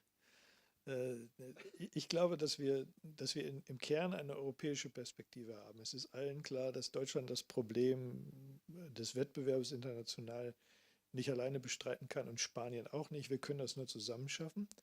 Es gibt Bereiche, wie eben erwähnt in der Lithografie, wo Europa immer noch ganz vorne mit dabei ist. Auch andere Bereiche, diese Hochleistungschips, über die wir gerade reden, da sind die Amerikaner im Moment technologisch vorne. Vielleicht werden es bald die Chinesen eingeholt haben. Wir Europäer sind signifikant zurück. Aber dafür gibt es auch andere Chip-Bereiche, die mehr in den industriellen Produkten eine Rolle spielen, wo wir durchaus konkurrenzfähig sind. Also es ist nicht alles verloren, aber es ist eine globale Auseinandersetzung um diese Sache. Was ich allerdings dazu zufügen kann, ist eine Geschichte, die ich sehr wichtig finde. Und die geht zurück auf einen Forscher, Rob Bixby, der ist nicht Forscher im Sinne von Akademie, sondern das ist wirklich ein CEO einer Industriefirma. Diese Firma beschäftigt sich mit Software und Hardware, die großen Logistikfirmen erlaubt, ihre riesigen Logistikkettenprobleme weltweit zu planen und optimal auszulegen. Das ist ein Geschäft, das wird seit 30 Jahren betrieben. Der hat sich jetzt folgende Frage gestellt. Wenn ich einen Rechner nehme von vor 30 Jahren, 1995, und die Software da drauf und vergleiche das mit der heutigen Situation. Die erste Frage, die er hatte, wenn ich jetzt den Rechner von damals nehme und die heutige Software drauf laufen lasse, ist das schneller oder langsamer, als wenn ich den Rechner von heute nehme, der ungefähr 1 Million Mal schneller ist und die alte Software darauf laufen lasse? Also der Rechner hat eine Beschleunigung von 1 Million gebracht. Die Software hat eine Beschleunigung von 5 Millionen gebracht. Das heißt, die Software aus dem alten Rechner wäre heute schneller als die alte Software auf dem neuen Rechner. Zusammen ist 1 Million mal 5 Millionen ist eine gigantische Zahl, die das Ganze schneller geworden. Das macht das Ganze möglich, über das wir gerade reden. Aber es hat zwei Seiten. Es ist nicht nur Hardware. Es ist auch Grips, Software. Und diese beiden Komponenten müssen wir zusammen sehen. Und man sieht ja an dem, was wir beide erzählt haben, beide Institute bemühen sich genau um das, um die cleveren Köpfe, die sowas machen, und um die Hardware. Und der Wettbewerb bezieht sich ja darauf, dass wir vielleicht, wenn wir Pech haben, an der Hardwarefront zurückfallen und Schwierigkeiten haben, das aufzuholen, jedenfalls in kurzer Zeit. Deswegen muss da im Moment ein großer Fokus hin. Aber wir müssen auch nicht vergessen, dass wir unsere Stärken stärken. Die Chinesen haben mehr Leute. Wir haben vielleicht in einigen Punkten noch die cleveren Ideen, hoffe ich zumindest. Und das zusammen, also man muss es ausnutzen, aber nur Europa zusammen kann das tun, nicht ein Land. Das funktioniert nicht. Und die Wissenschaftler haben da überhaupt keine Zweifel. Ich glaube, es gibt keinen Wissenschaftler, der glaubt, er kann das alleine machen. Das gibt es heutzutage nicht mehr. Und diese Idee der Vernetzung ist zentral, um in diesem Wettbewerb bestehen zu können. Danke, Christoph. Hemos tocado un poco la parte comercial que tiene todo esto. Hoy en la comida tuvimos la suerte de hablar un poquito y estábamos también hablando de otro de los retos y de una situación también muy cambiante en los últimos tiempos, es la gestión de las ideas de las que hablaba Christoph aquí. No me cuesta imaginar que alguien puede decir, bueno, pues las máquinas las tendremos que comprar porque aquí nos las podemos fabricar, pero vamos a ser nosotros los que seamos pioneros en las ideas, en los algoritmos, y como acaba de ejemplificar Christoph, porque por ahí también vamos a avanzar mucho. Se da el caso de que para esas ideas no solo necesitas centros estupendos en iglesias desacralizadas, me parece que es la palabra, también necesitas gente. Y en estos momentos, el profesor Valero hablaba antes de OpenAI, de NVIDIA, muchísimo talento a donde quiere ir, porque donde está el dinero y la promesa de la promoción es a la empresa privada. De hecho, comentaba el director que había conseguido recuperar una cabeza estupenda de Facebook, de Meta. Tres cabezas estupendas. Bueno, pues 3 para su centro. Entonces, me gustaría si podrían aquí los dos ponentes un poco comentar la gestión no de la máquina, sino del conocimiento y de las personas y los retos que presenta hoy frente a los retos que presentaba a lo mejor hace, vamos a decir, 15 años, en donde un ingeniero que le prometieran que iba a trabajar en el Barcelona Supercomputing Center o en el SUSE Institute era la mejor propuesta que le podían hacer, y ahora pues a lo mejor se lo piensa porque lo que quiere ir es en una startup en donde prometen que con el uso de inteligencia artificial y modelos grandes de lenguaje van a desarrollar la nueva vacuna o el nuevo Spotify o la nueva realidad virtual o lo que sea. Entonces, me gustaría un poco como científico embebido dentro de esos sistemas que ve un poco cambiar las mareas, quiénes vienen, quiénes se van, quiénes se quedan. Me parece muy interesante desde el nivel de los gestores cómo se lleva ese mercado cambiante de talento, ¿no? No sé, a lo mejor, Christoph, vamos a empezar, que empezamos siempre por mi izquierda. Bueno, pues como has hecho dos preguntas, había una cosa, a lo mejor puede contestar esta Christoph, o la puedo contestar yo, pero yo estoy de acuerdo con Christoph de que en Europa somos muy buenos desarrollando software. Pero si no tienes el hardware, es lo mismo que si compráramos los aviones y fuéramos los mejores pilotos, ¿no?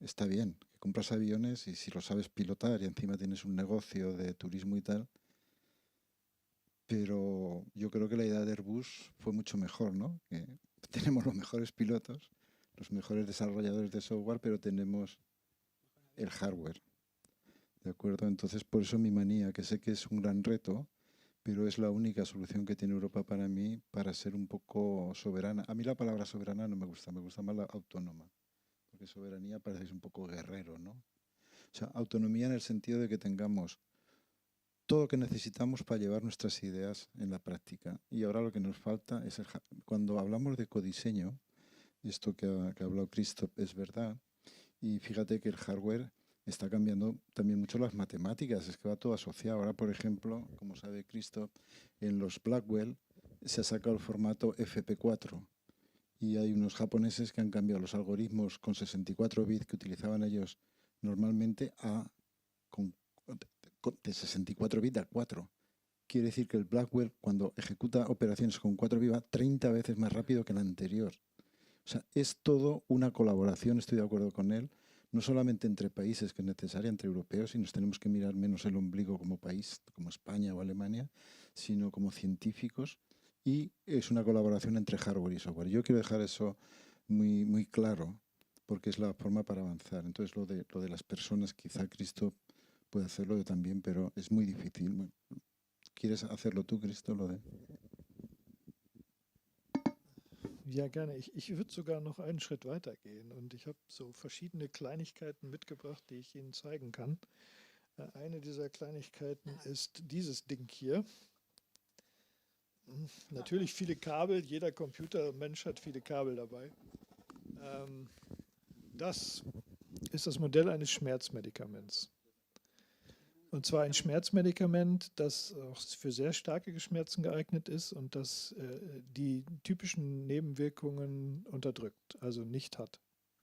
Das wurde komplett am Computer entworfen. Die Hauptkomponente sind klassische Simulationsalgorithmen, aber auch ganz viel KI.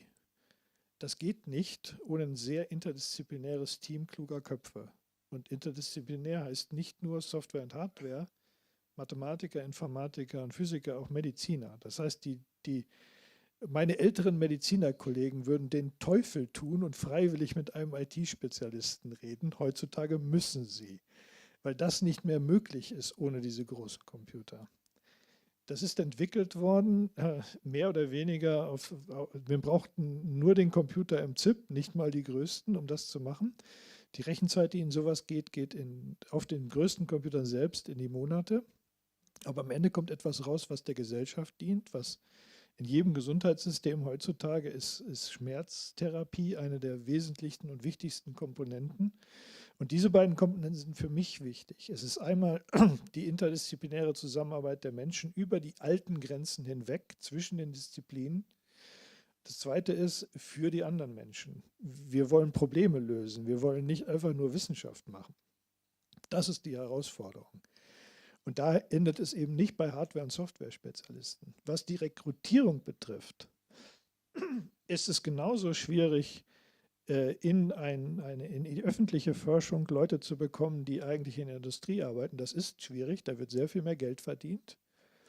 Aber genauso schwierig ist, einen Mediziner dazu zu bekommen, sich an so einem Projekt zu beteiligen und mit IT-Spezialisten zu reden, und zwar einen guten Mediziner.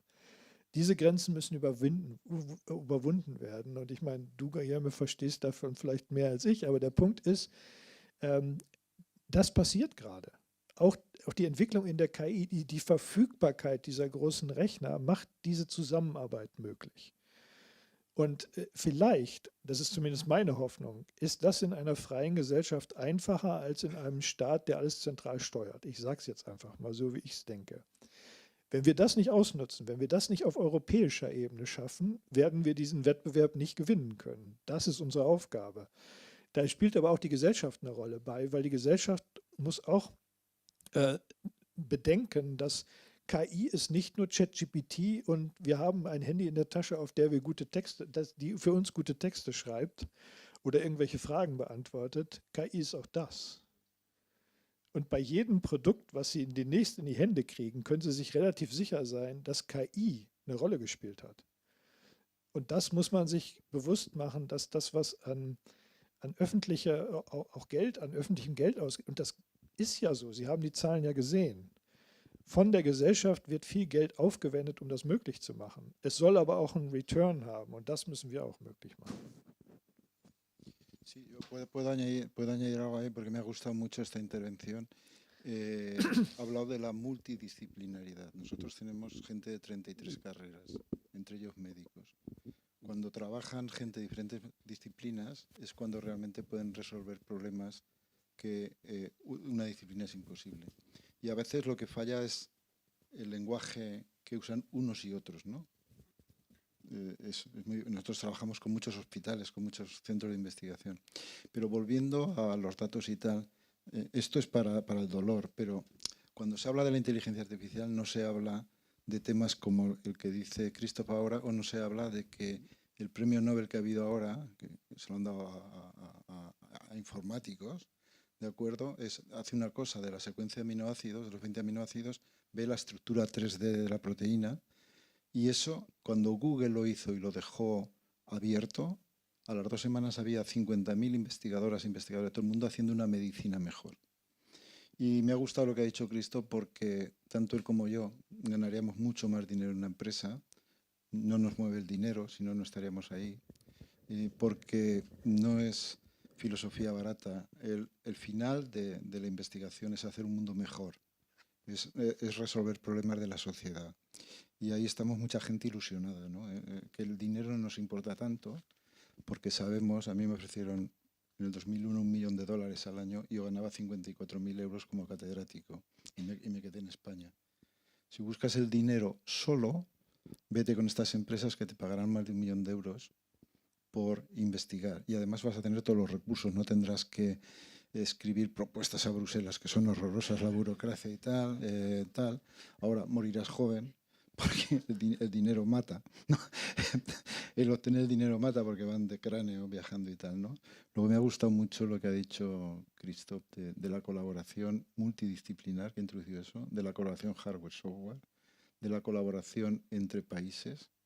Nosotros colaboramos con Jülich y ha dicho, pues el 80% de nuestros proyectos es con Jülich, hacemos un tándem bueno, ¿no? Y con otros más, o sea. Christoph en su intervención inicial habló de verrückte Wissenschaftler, de estos científicos locos que les da por hacer mejores medicamentos en vez de irse no hay nada mal con ganar dinero, está muy bien, cada uno que haga lo que quiere, pero no está mal resaltar, sobre todo aquí en este escenario que existe, claro, todo ese aspecto comercial de muchísimas de todas estas tecnologías. Yo estoy aquí en calidad de moderador, pero como también he tenido la suerte de trabajar en un centro, en un instituto dirigido por Christoph, comparto un poco mi experiencia aquí con ustedes, porque yo me introdujo Ignacio como químico. Yo pensaba que yo era, siendo incluso teórico, pensaba que éramos los más aplicados, ¿no? Cuando hablábamos con los físicos, estos tíos con todas tantas fórmulas y bueno, y cuando yo llegué al instituto de Christoph, en un instituto que se llama el edificio Pi, 314159 en Dahlem, me sorprendió muchísimo que los aplicados eran los matemáticos que había allí, porque eran matemáticos que estaban resolviendo problemas de verdad, estaban optimizando la mejor manera de temporizar terapias anticáncer, haciendo problemas de optimización, problemas de poblaciones, problemas que yo casi desde mi atalaya pensaba que eran como casi cosas de ingenieros, y fue muy enriquecedor, ¿no? Llegar allí, porque una de las ideas de las que yo me di cuenta cuando empecé a programar y a hablar con esta gente es que nada te hace pensar tanto sobre un problema como el momento en que tienes que explicárselo a un ordenador. Cuando tú dices, bueno, ahora cómo cojo yo este problema abstracto y lo hago operable por una máquina. En ese momento es cuando verdaderamente tienes que pensar de manera muy profunda, bueno, pero ¿qué es lo que estoy queriendo hacer aquí? ¿Cuál es la mejor manera de organizar la información, formular las preguntas, dividir y conquistar, que es parte del paradigma o el mantra de estos ordenadores? Nos estamos quedando sin tiempo, pero me gustaría también, pues bueno, no sé aquí la audiencia, pero estos superordenadores se componen de muchísimos ordenadores trabajando en paralelo. No es que haya un ordenador potentísimo en sí mismo, sino que la parte de la supercomputación viene de este paralelismo brutal.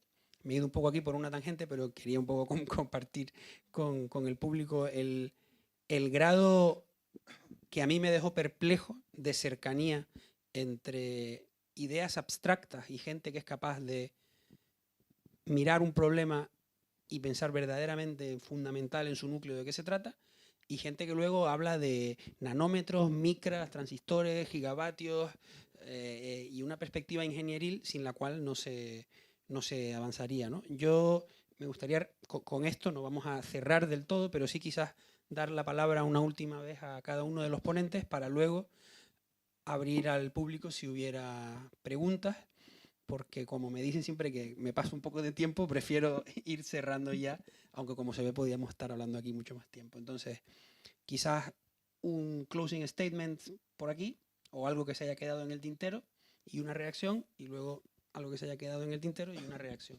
Bueno, no hemos hablado de muchos temas porque el campo es amplio, ¿no? Por ejemplo, el tema de la energía, ¿no? que sacaba Christoph. Uno de los problemas fundamentales al diseñar supercomputadores es que gastan mucho porque hay muchos computadores, hay muchos procesadores muy potentes trabajando. El tema que mencionas ahora, explicárselo a un computador, hombre, por eso la educación es fundamental. Es decir, tú no montas un centro de supercomputación diciendo tengo dinero, monto la máquina y está producida. No, no. Tienes que formarlos y hay programas europeos. Tenemos programas de doctorado entre varias universidades, centros de supercomputación, cursos. Eso es fundamental, la educación es fundamental, ¿no? Y bueno, un poco lo que decía Christoph, es explicarle a la sociedad en que nos gastamos su dinero es muy importante. Y la frase es que la ciencia no es cara, lo que es caro es no tener ciencia, ¿de acuerdo? Los países más avanzados, desde hace muchos años, Estados Unidos en este campo, pusieron la maquinaria, ¿no? para tener nuevas ideas, que es lo que puede dar riqueza a un país, pues tienes que poner en la misma dirección a las administraciones. Has hablado de los problemas en Bruselas. Yo he estado 6 años en el RIAC, que es el grupo más importante para Advisory Board, tal, y allí se veían las leches de todos los países y tal. Pues las administraciones, los centros de investigación y las empresas. Y en el Silicon Valley es lo que funciona. ¿De acuerdo? Aquí en España fallan las empresas. O sea, ¿sabes? O sea, hay que poner el engranaje porque sin ciencia no somos nada. Y más en Europa ahora que hemos perdido bastante la comba en muchos campos. Y los supercomputadores son una herramienta al servicio de la sociedad para resolver el cambio climático. Por ejemplo, para estudiar el cambio climático, la única herramienta que hay son los supercomputadores. No hay laboratorios. O sea, la ciencia se ha hecho con ideas, laboratorios y computadores. Pero hay cosas donde no hay laboratorios, como el cambio climático. O no hay un laboratorio para el ITER, para la fusión nuclear. Entonces, intentamos usar los recursos bien, producir riqueza en nuestros países, pero sobre todo producir conocimiento para hacer un mundo mejor, para tener una sociedad mejor. Y este es el objetivo de muchos de nosotros que llevamos muchos años, muchas horas dedicados a esto. Gracias. Irgendwelche Schlusswörter? Ja, ich kann dem Nicht irgendwelche, aber natürlich. Ich kann dem genau nur zustimmen und unsere Welt wird immer komplexer. Und ob wir das wollen oder nicht, wir brauchen etwas anderes als nur unseren eigenen Kopf, um Komplexität besser zu verstehen. Wir Menschen sind als Einzelne oft überfordert von der Komplexität, die uns umgibt. Und die Welt, gerade jetzt auch innerhalb der Klimakrise, wir machen sie auch durch unsere Regeln oft so komplex, dass wir selbst nicht mehr überblicken, was passiert. Ich erzähle gerne ein Beispiel dazu. Vor einigen Jahren kam der Betreiber des größten Teils des deutschen Gasnetzes zu uns und hat gesagt, wir sind nicht mehr in der Lage, unser Gasnetz zu betreiben, ohne ständig staatliche Regeln zu verletzen. Jeden Tag liegen wir in Konflikt mit den Aufsichtsämtern, weil wir nicht in der Lage sind, eine Lösung zum Betrieb zu finden, die allen Regeln entspricht. Und vielleicht noch energieeffizient ist. Das Ganze hat dazu geführt, dass man innerhalb von 2 Jahren in einem sehr großen Team dieses Problem auf einen Großrechner gebracht hat, der das natürlich lösen kann. Ein Großrechner findet eine regelkonforme Lösung. Und jetzt werden diese Gasnetze gesteuert mit dem, was sozusagen diese Computerlösung ergeben hat. Man weiß mittlerweile, wie man die Regeln sogar sehr viel energieintensiver als vorher befolgen kann, ohne ständig Konflikte zu produzieren. Das ist unsere Welt. Wir möchten etwas implementieren, gerade jetzt in der Energiewechsel in Deutschland. Wir machen da oft die Welt komplizierter, als sie vorher war, durch die Regeln, die wir zusätzlich erfinden. Und wir müssen mit dieser Komplexität fertig werden, ob wir das wollen oder nicht. Und in vielen Fällen ist KI eine Lösung für dieses Problem, sind große Rechner eine Lösung, vielleicht sogar die einzige Lösung für dieses Problem. Und das kann uns helfen, etwas besser ein Verständnis dazu entwickeln, wie wir in die Zukunft kommen, in die Zukunft, in die wir wollen und nicht in die Zukunft, die einfach passiert, wenn wir uns nicht drum kümmern. So, und mein Appell ist immer, und das ist dasselbe wie Matteo sagt, lasst uns zusammen darum kümmern, in welche Zukunft wir wollen und versuchen, Lösungen dafür zu finden. Totalmente de acuerdo. Una pequeña cosa. O sea, un supercomputador no es más que un instrumento al servicio de la ciencia. Hubo, ahora no me acuerdo, quizá tú te acuerdas de un investigador inglés que se llevaba a matar con Faraday, que fue el que hizo la linterna para los mineros, pero que como apareció la electrolisis, se hinchó utilizando esa nueva tecnología, se hinchó de detectar elementos de la tabla periódica. Sin eso no lo podría haber hecho. Y siempre pongo el caso como español y aragonés de don Santiago Ramón y Cajal, que si no hubiera tenido los mejores microscopios alemanes y las mejores técnicas de tintado italiana de Golgi, pues seguramente su cabecita privilegiada no hubiera podido proponer pues la estructura neuronal del cerebro y tal. Los supercomputadores son eso, herramientas al servicio de la ciencia que permiten realmente llegar muy, muy lejos para intentar resolver problemas que tiene la sociedad, que sin ellos Es como decía el torero, ¿no? Es que no lo he matado, dice, por dos motivos. Primero, porque era imposible, dice, no me digas el segundo, ¿no? Es esto, en el fondo es esto. Bueno, muchas gracias. Quizás 2 o 3 preguntas brevemente, con las luces no veo. Si hay alguien que quiera levantar la mano. Me parece que ahí hay una... Isabel, ¿tenías una pregunta?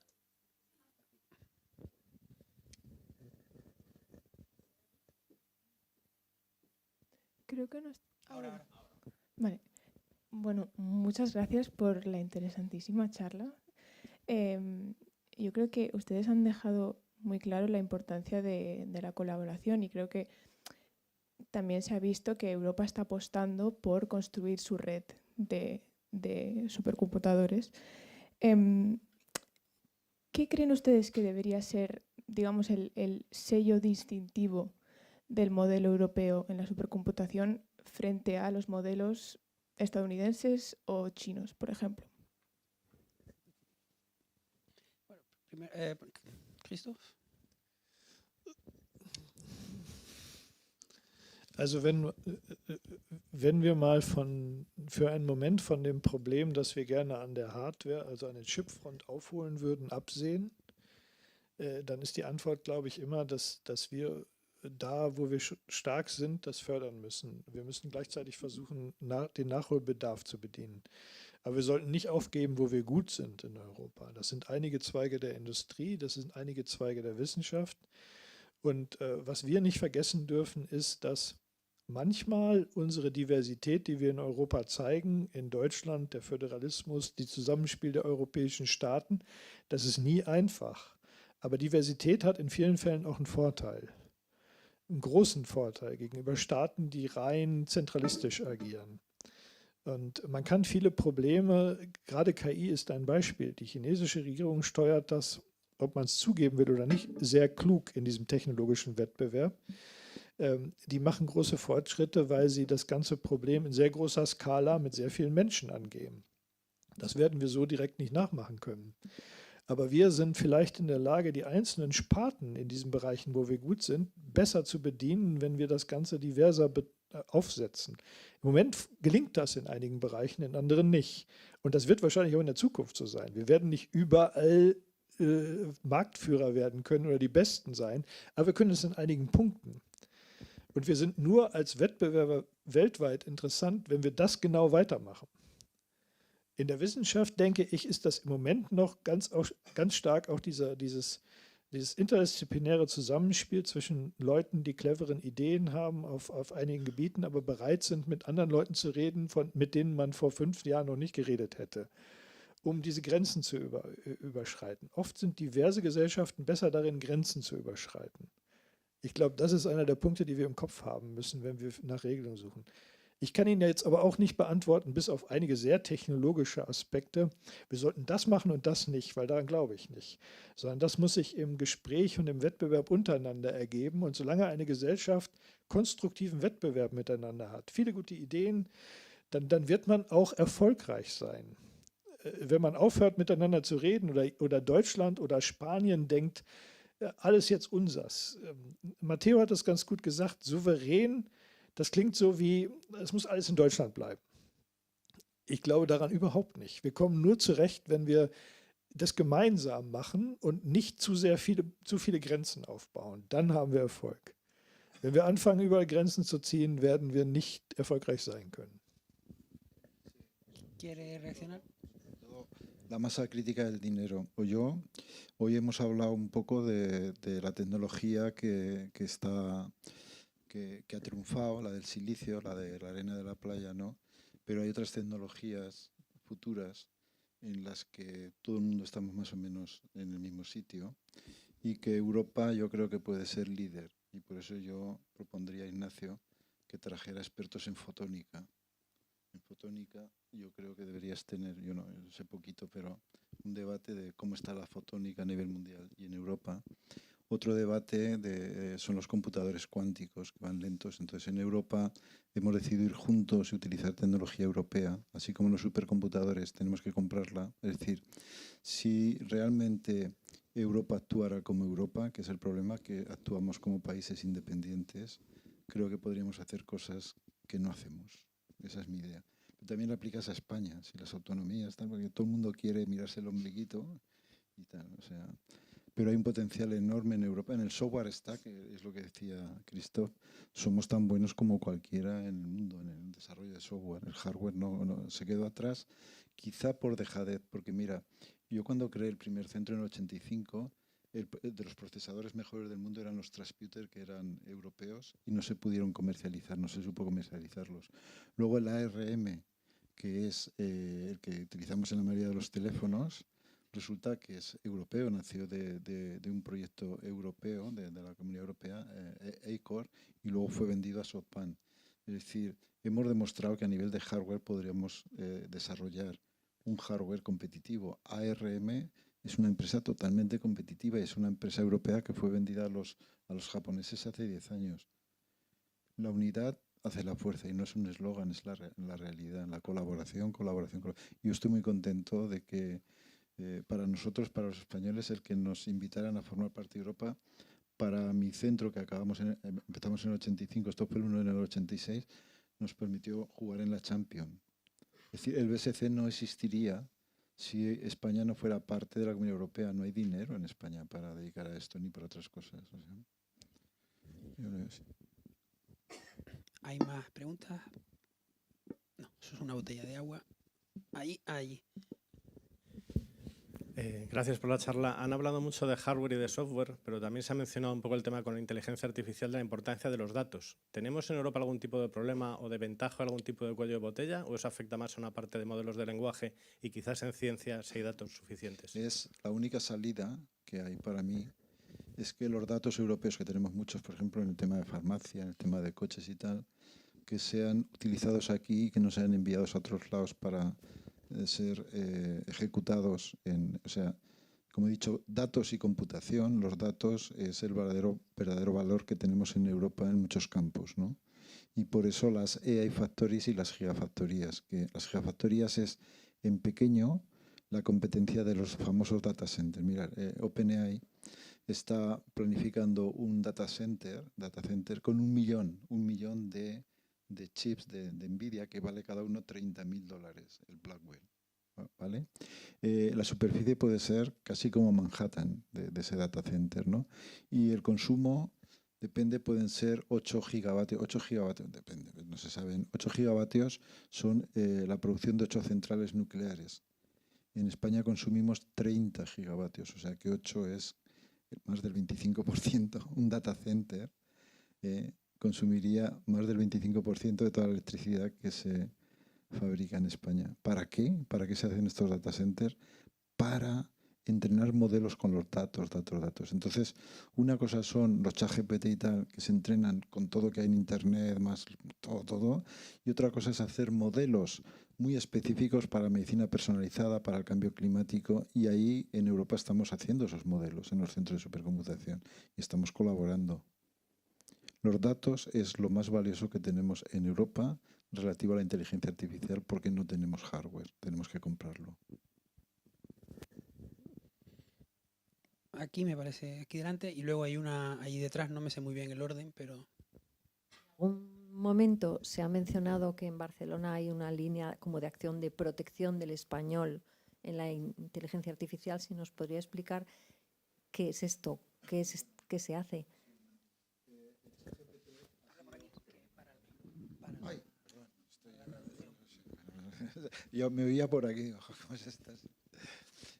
Los modelos estos, los ChatGPT, se entrenan con datos, ¿no? Y depende con qué datos lo entrenes y cómo lo entrenes, hay un sesgo muy grande, el resultado será uno u otro. Si nosotros no cuidamos el español y los americanos entrenan sus modelos como quieran ellos, van a decir cómo se construirá sujeto, verbo y predicado en español. Porque las niñas y niños irán a irán allá y verán cómo les contestan y tal. Luego es una obligación, yo se lo dije, ya que estamos aquí, pues se lo decía Ignacio, al director del Instituto Cervantes, que lo mencionaba cuando estuvimos con el rey, de que era fundamental que la Real Academia Española, y se lo dije a su presidente también, de que no diera los datos españoles a Microsoft o a Google o tal, porque era era malo, ¿no? Entonces, nosotros recibimos el encargo de la Secretaría de Estado para proteger los 4 idiomas de España y tenemos modelos muy buenos. Les llamamos ALIA y bueno, ahora queremos traspasarlos a los teléfonos y tal para que sean modelos entrenados con mucho contenido en lo nuestro, en español, ¿no? No sé si me he explicado, si no tendría que ir un poquito más. Una red neuronal es una cosa que tú entrenas para que aprenda y al final, si tú tienes una red neuronal por ejemplo, de 1 billón de parámetros, son 1 billón de números, los coges en la maleta, te los llevas y le preguntas a esa maleta. Cómo has sacado esos números depende con lo que hayas entrenado, hayas enseñado. Y si le has enseñado mal el español, cuando le preguntes, te va a contestar mal el español. Es una obligación. Y ahora este proyecto que he dicho con Latinoamérica, yo voy mucho por Latinoamérica, queremos que sea un proyecto que lleven a la cumbre. Ahora hay una en Santa Marta en noviembre y luego la siguiente será en España en noviembre, al año que viene. Y queremos que haya un proyecto latinoamericano fuerte en esto. Pero ojo, que el mismo problema, el mismo proyecto lo tenemos a nivel europeo. Hay un proyecto de un LLM, Large Language Model, como el ChatGPT a nivel europeo. Tenemos que cuidar el alemán, tenemos que cuidar el francés, todo esto. ¿Es Mistral? No, Mistral es una empresa francesa que crearon 3 miembros de Meta, expertos, ¿sabes? Dijeron, con lo que sabemos vamos allá, pero ahora desgraciadamente pues la ha copado Microsoft. Es que ahí es un ejemplo que podemos tener una empresa equivalente a OpenAI, lo que fuera, ¿no? Pero en cuanto crecen, ese es otro problema que hay. Y eso pasa con muchas empresas europeas, ¿no, Christoph? Que te compran los gringos, los americanos te compran las empresas. O las vendemos. Fue un error vender a ARM. Un error. Yo no me lo podía creer que los políticos fueran tan ciegos de que no vieron la importancia que teníamos. O sea, los procesadores ARM son los más competitivos del mundo ahora. Y era una empresa, ahora no sería europea porque era inglesa, pero bueno. No sé si Christoph quiere decir algo. Pasamos a la siguiente pregunta y después ya al director. ¿Hay algo? Bueno, yo quería preguntaros a ambos. Creo que estamos viviendo un momento muy interesante en el que, por ejemplo, TSMC ha abierto sus fábricas en Dresden. Amazon Web Services también va a abrir su centro de datos en Brandenburgo para la soberanía digital europea. Obviamente, todas estas propuestas y soluciones de alguna manera tienen sus problemas, ¿no? Porque Amazon sigue perteneciendo a Estados Unidos y TSMC sigue perteneciendo a Taiwán. Entre tanto, también hay una iniciativa llamada Eurostack y mi pregunta va relacionada en esta dirección. ¿Hay algún tipo de colaboración o participación por parte de sus institutos con esta iniciativa? ¿Me permites que te conteste un poco a lo anterior que has dicho? Has hecho 2 afirmaciones que quería matizarlas. La fábrica que se va a poner en Dresden no es de la última tecnología. Son transistores muy grandes y de eso te dejan hacerlo. Europa, con Alemania a la cabeza, ha intentado traer de TSMC lo mismo que el Mr. Trump o el Biden logró, de llevar la última tecnología, que es aquella que produce chips con los transistores más pequeños, ¿vale? Lo segundo, lógicamente, una forma en general, ¿no?, de no permitirnos tener autonomía es implantar estas empresas en Europa. En Aragón, yo soy de Aragón, de Zaragoza, pues el presidente me llamó y dice, ¿qué te parece lo que hemos hecho? Y digo, hombre, si ya lo has hecho, no te voy a contestar. Pero es bueno para Aragón tener ahí que los datos, o sea, el hardware y los datos van a ir para ellos. Esa es una pregunta filosófica que nos tenemos que hacer. Las gigafactorías sí que es una aproximación europea. Entonces, ¿el proyecto cuál es? Eurostar, ¿de qué trata? Porque hay muchos proyectos. O sea, ¿de qué trata? Porque hay muchos. ¿Es de inteligencia artificial o de qué es? Bueno, es de buscar un poco la soberanía digital en Europa, en el que están involucradas muchas empresas, como Airbus, también está involucrado Proton, que es una empresa sin ánimo de lucro, también fundada por miembros del CERN, entre otras. Sí, vamos a ver, con empresas con Airbus nosotros trabajamos mucho. Es una gran empresa que tiene, bueno, tenemos el mayor mercado de aviones en el mundo. Eso es porque la empresa europea funcionó bien. Entonces hay muchos centros de supercomputación que trabajamos con ellos. He dicho que nosotros estamos simulando el futuro avión de combate de caza europeo, lo estamos simulando en Barcelona, ¿no? Pero en Alemania el centro ¿cómo se llama? Uno de los 3 centros Gauss está... no el de Múnich, no el de Jülich, el otro, el de Stuttgart, con mi amigo, el director, que es una persona muy especial. Está totalmente dedicado a ayudar a las empresas de coches de Alemania. Han hecho trabajos muy grandes ya. Nosotros estamos detrás. Hoy hemos firmado un acuerdo con una empresa farmacéutica en el BSC, me acaban de decir. Eso estamos. Y hay muchas iniciativas. En el campo de la IA, por eso he dicho el proyecto, hay lo de hacer el CER europeo, que yo no estoy de acuerdo, pero hay muchas iniciativas. ¿Por qué? Porque vemos que estamos muy atrasados en muchas cosas y si no nos movemos, pues lo vamos a pasar muy mal, ¿no? No sé si contesto porque esa en concreto... Es que hay tantas que esa, no sé, cuando salió, si hay algún escrito, yo lo debería tener, pero no me suena. Es algo relativamente nuevo de hace un año aproximadamente. Debería tenerlo, pero es que hay muchas iniciativas. Llaman continuamente a Bruselas, hay que estar allá, y esa a veces marea, ¿no? Cristo marea todo el ir allá, porque claro, la gente que hay ahí no entienden.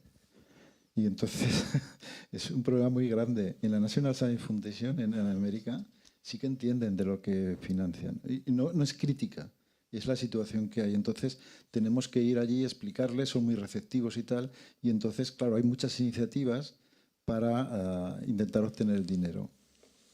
¿Sabes? Es bueno y es malo a veces. Christoph, ¿quiere añadir algo acerca de...? Imagino que es una pregunta acerca del stack de tecnologías que se quiere poner en común o... Correcto. Also dazu vielleicht noch eine Bemerkung, Souveränität.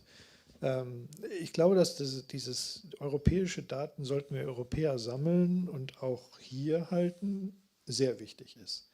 Es ist aber auch sehr wichtig, dass wir wissen, warum wir das tun und wie wir das tun.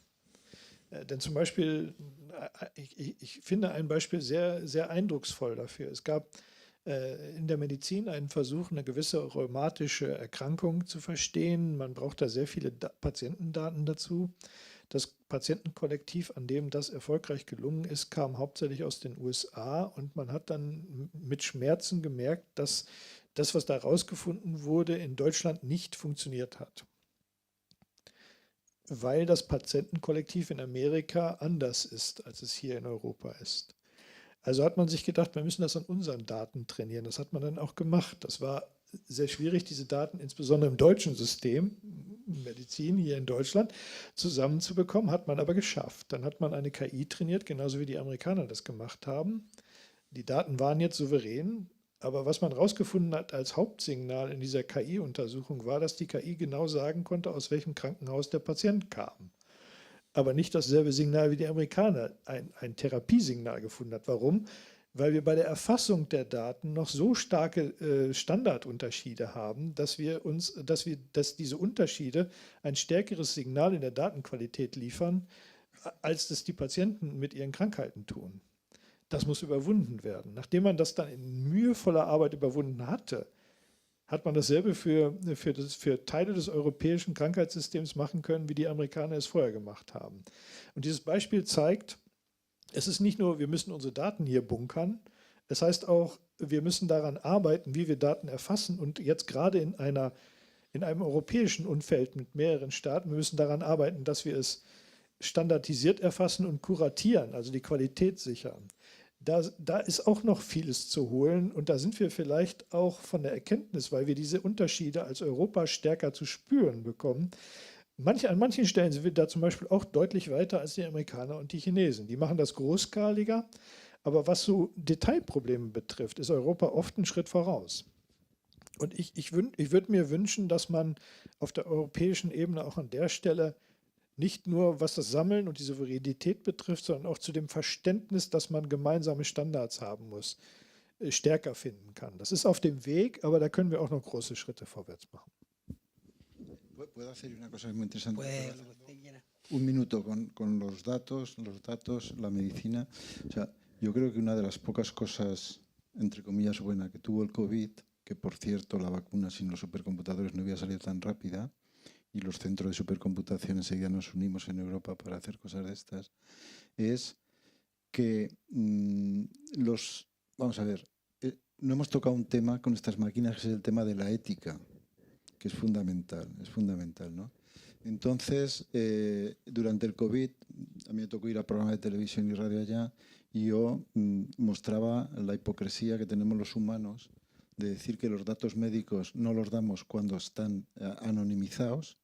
A los investigadores que trabajan en este campo no les interesa quién tiene la enfermedad, sino la enfermedad, y sin embargo damos todos los datos al teléfono y cosas de estas, ¿no? Hemos preferido ser, en teoría, felices, pero hemos perdido la libertad. Entonces, una de las cosas que logramos en España, porque los bioinformáticos, médicos y tal, necesitan datos, por primera vez tenemos todos los datos del clínico, del 12 de octubre y de Virgen del Rocío de Sevilla. Y eso es oro puro para hacer investigaciones, para hacer fármacos, para hacer miles de cosas, ¿eh? O sea, la supercomputación se volcó en el COVID, como todas las tecnologías que teníamos en Europa, para intentar minimizar los efectos. Y ahora, como consecuencia de que más o menos ya no hay esa negación de los datos, se abre un periodo nuevo de que con los datos europeos, el ejemplo que ha puesto Christoph, ya más datos de Alemania, se puede hacer una medicina personalizada de mucho nivel. Yo estoy muy contento por eso. Quizá de los temas que trabajamos en el BSC, todo avance en la medicina pues parece que te pone más alegre, ¿no? Más que el avión vuele más rápido o mejor. Una pregunta. Varias personas, me gusta esto, creo que hay una en la primera fila y también no me sé el orden. Así nos animamos, si pregunten. Entonces, esto que acabas de señalar, recuerdo la primera página que has puesto, que hablaba de los paradigmas, ponía el cuarto en el 2000 y en el 2020 no ponía quinto, pero me imagino que lo marcabas como quinto paradigma. ¿Es por eso, por la revolución científica que supuso? O sea, según el libro de Thomas Kuhn, la estructura de... Sí. Ahora estamos en una época cámbrica, digamos, de descubrimientos. Yo no creo que se llegue a la superinteligencia, no creo que las máquinas piensen, tengan conciencia nunca, pero es una filosofía. Pero, sin embargo, en avances tremendos que, como decía Christoph, el SUSE, al Conrad, al doctor, le hubieran dicho, me ha hecho unas máquinas preciosas, porque era el mejor, ¿no? La supercomputación más inteligencia artificial es un arma muy poderosa al servicio de la ciencia. Ese es el resumen, pero muy poderosa. Por eso los investigadores, yo les digo, ahora no tenéis excusas, podéis soñar. Me gustaría tener menos años que los 73 que tengo para dedicarme más tiempo.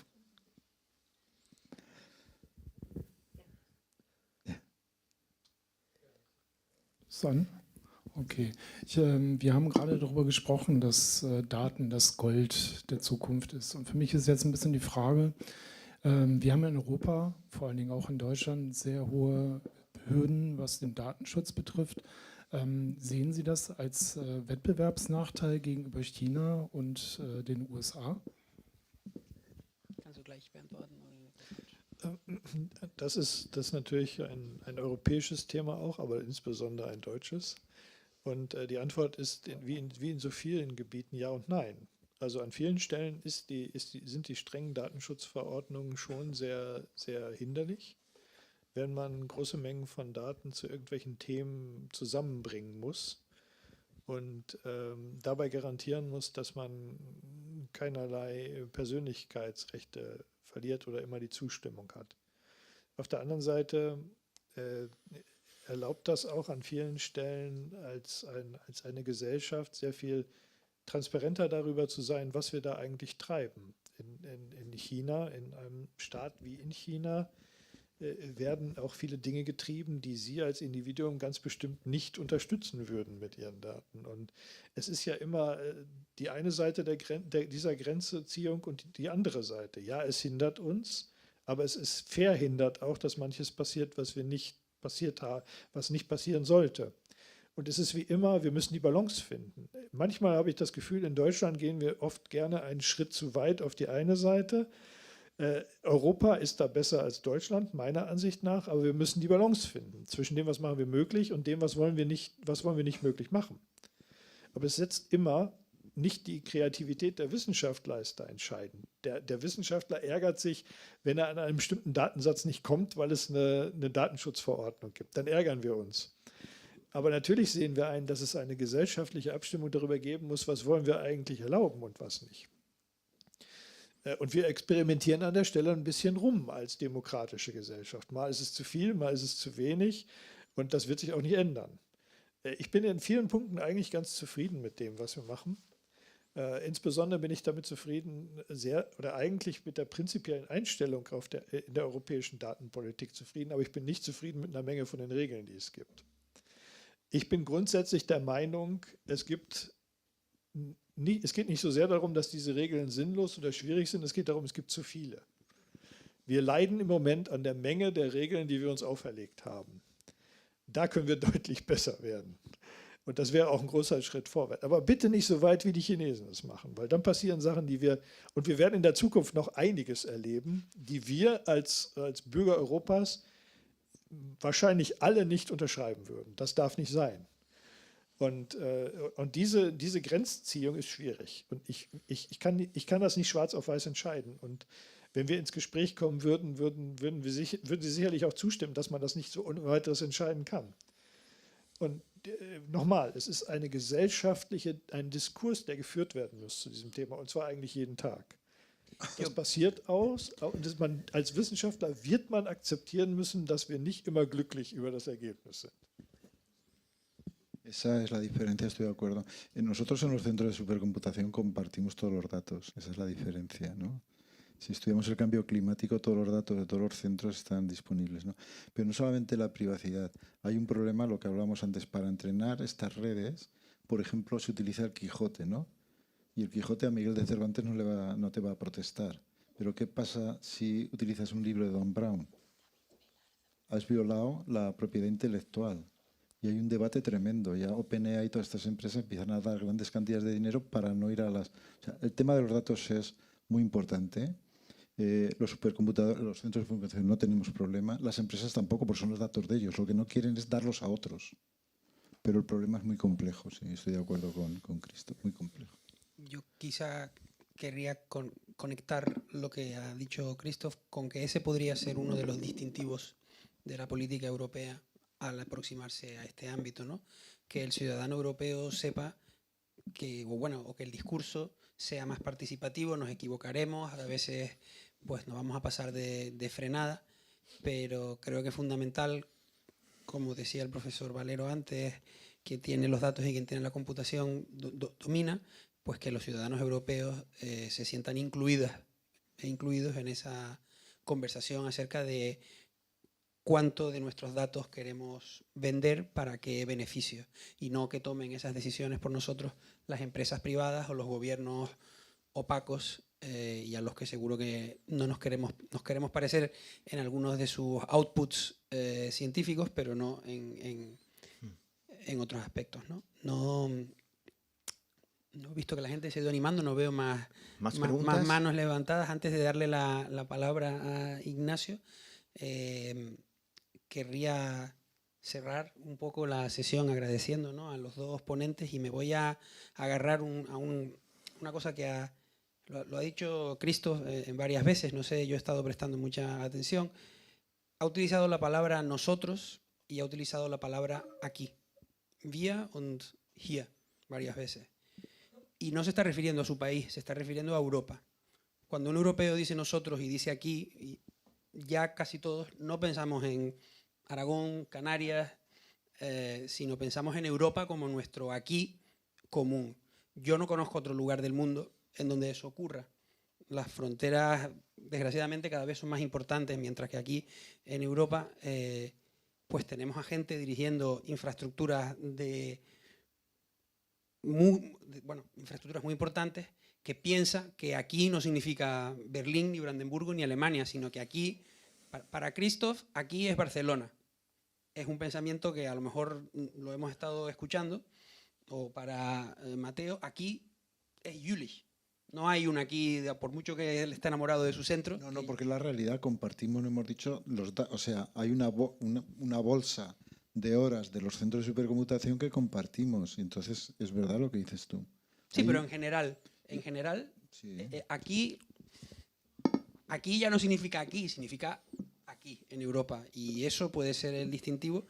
Y bueno, yo pues le cedo la palabra al director. Muchas gracias, profesor doctor Christoph Schutte. Muchas gracias, profesor doctor Mateo Valero, y muchas gracias, Guillermo Pérez Fernández, el doctor, por la moderación que has hecho.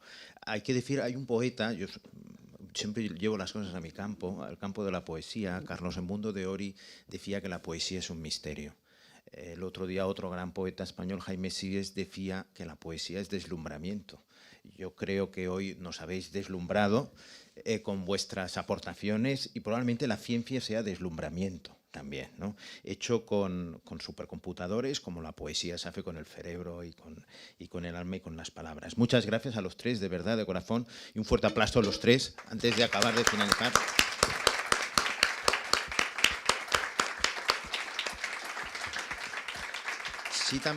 Sí, también quiero dar las gracias a toda una cantidad de gente, de equipos que han estado trabajando para que estos diálogos, todo lo que estaba haciendo el Instituto Cervantes, funcione. En primer lugar, el equipo de CERFA, que siempre nos apoya en todas las locuras o iniciativas que tenemos.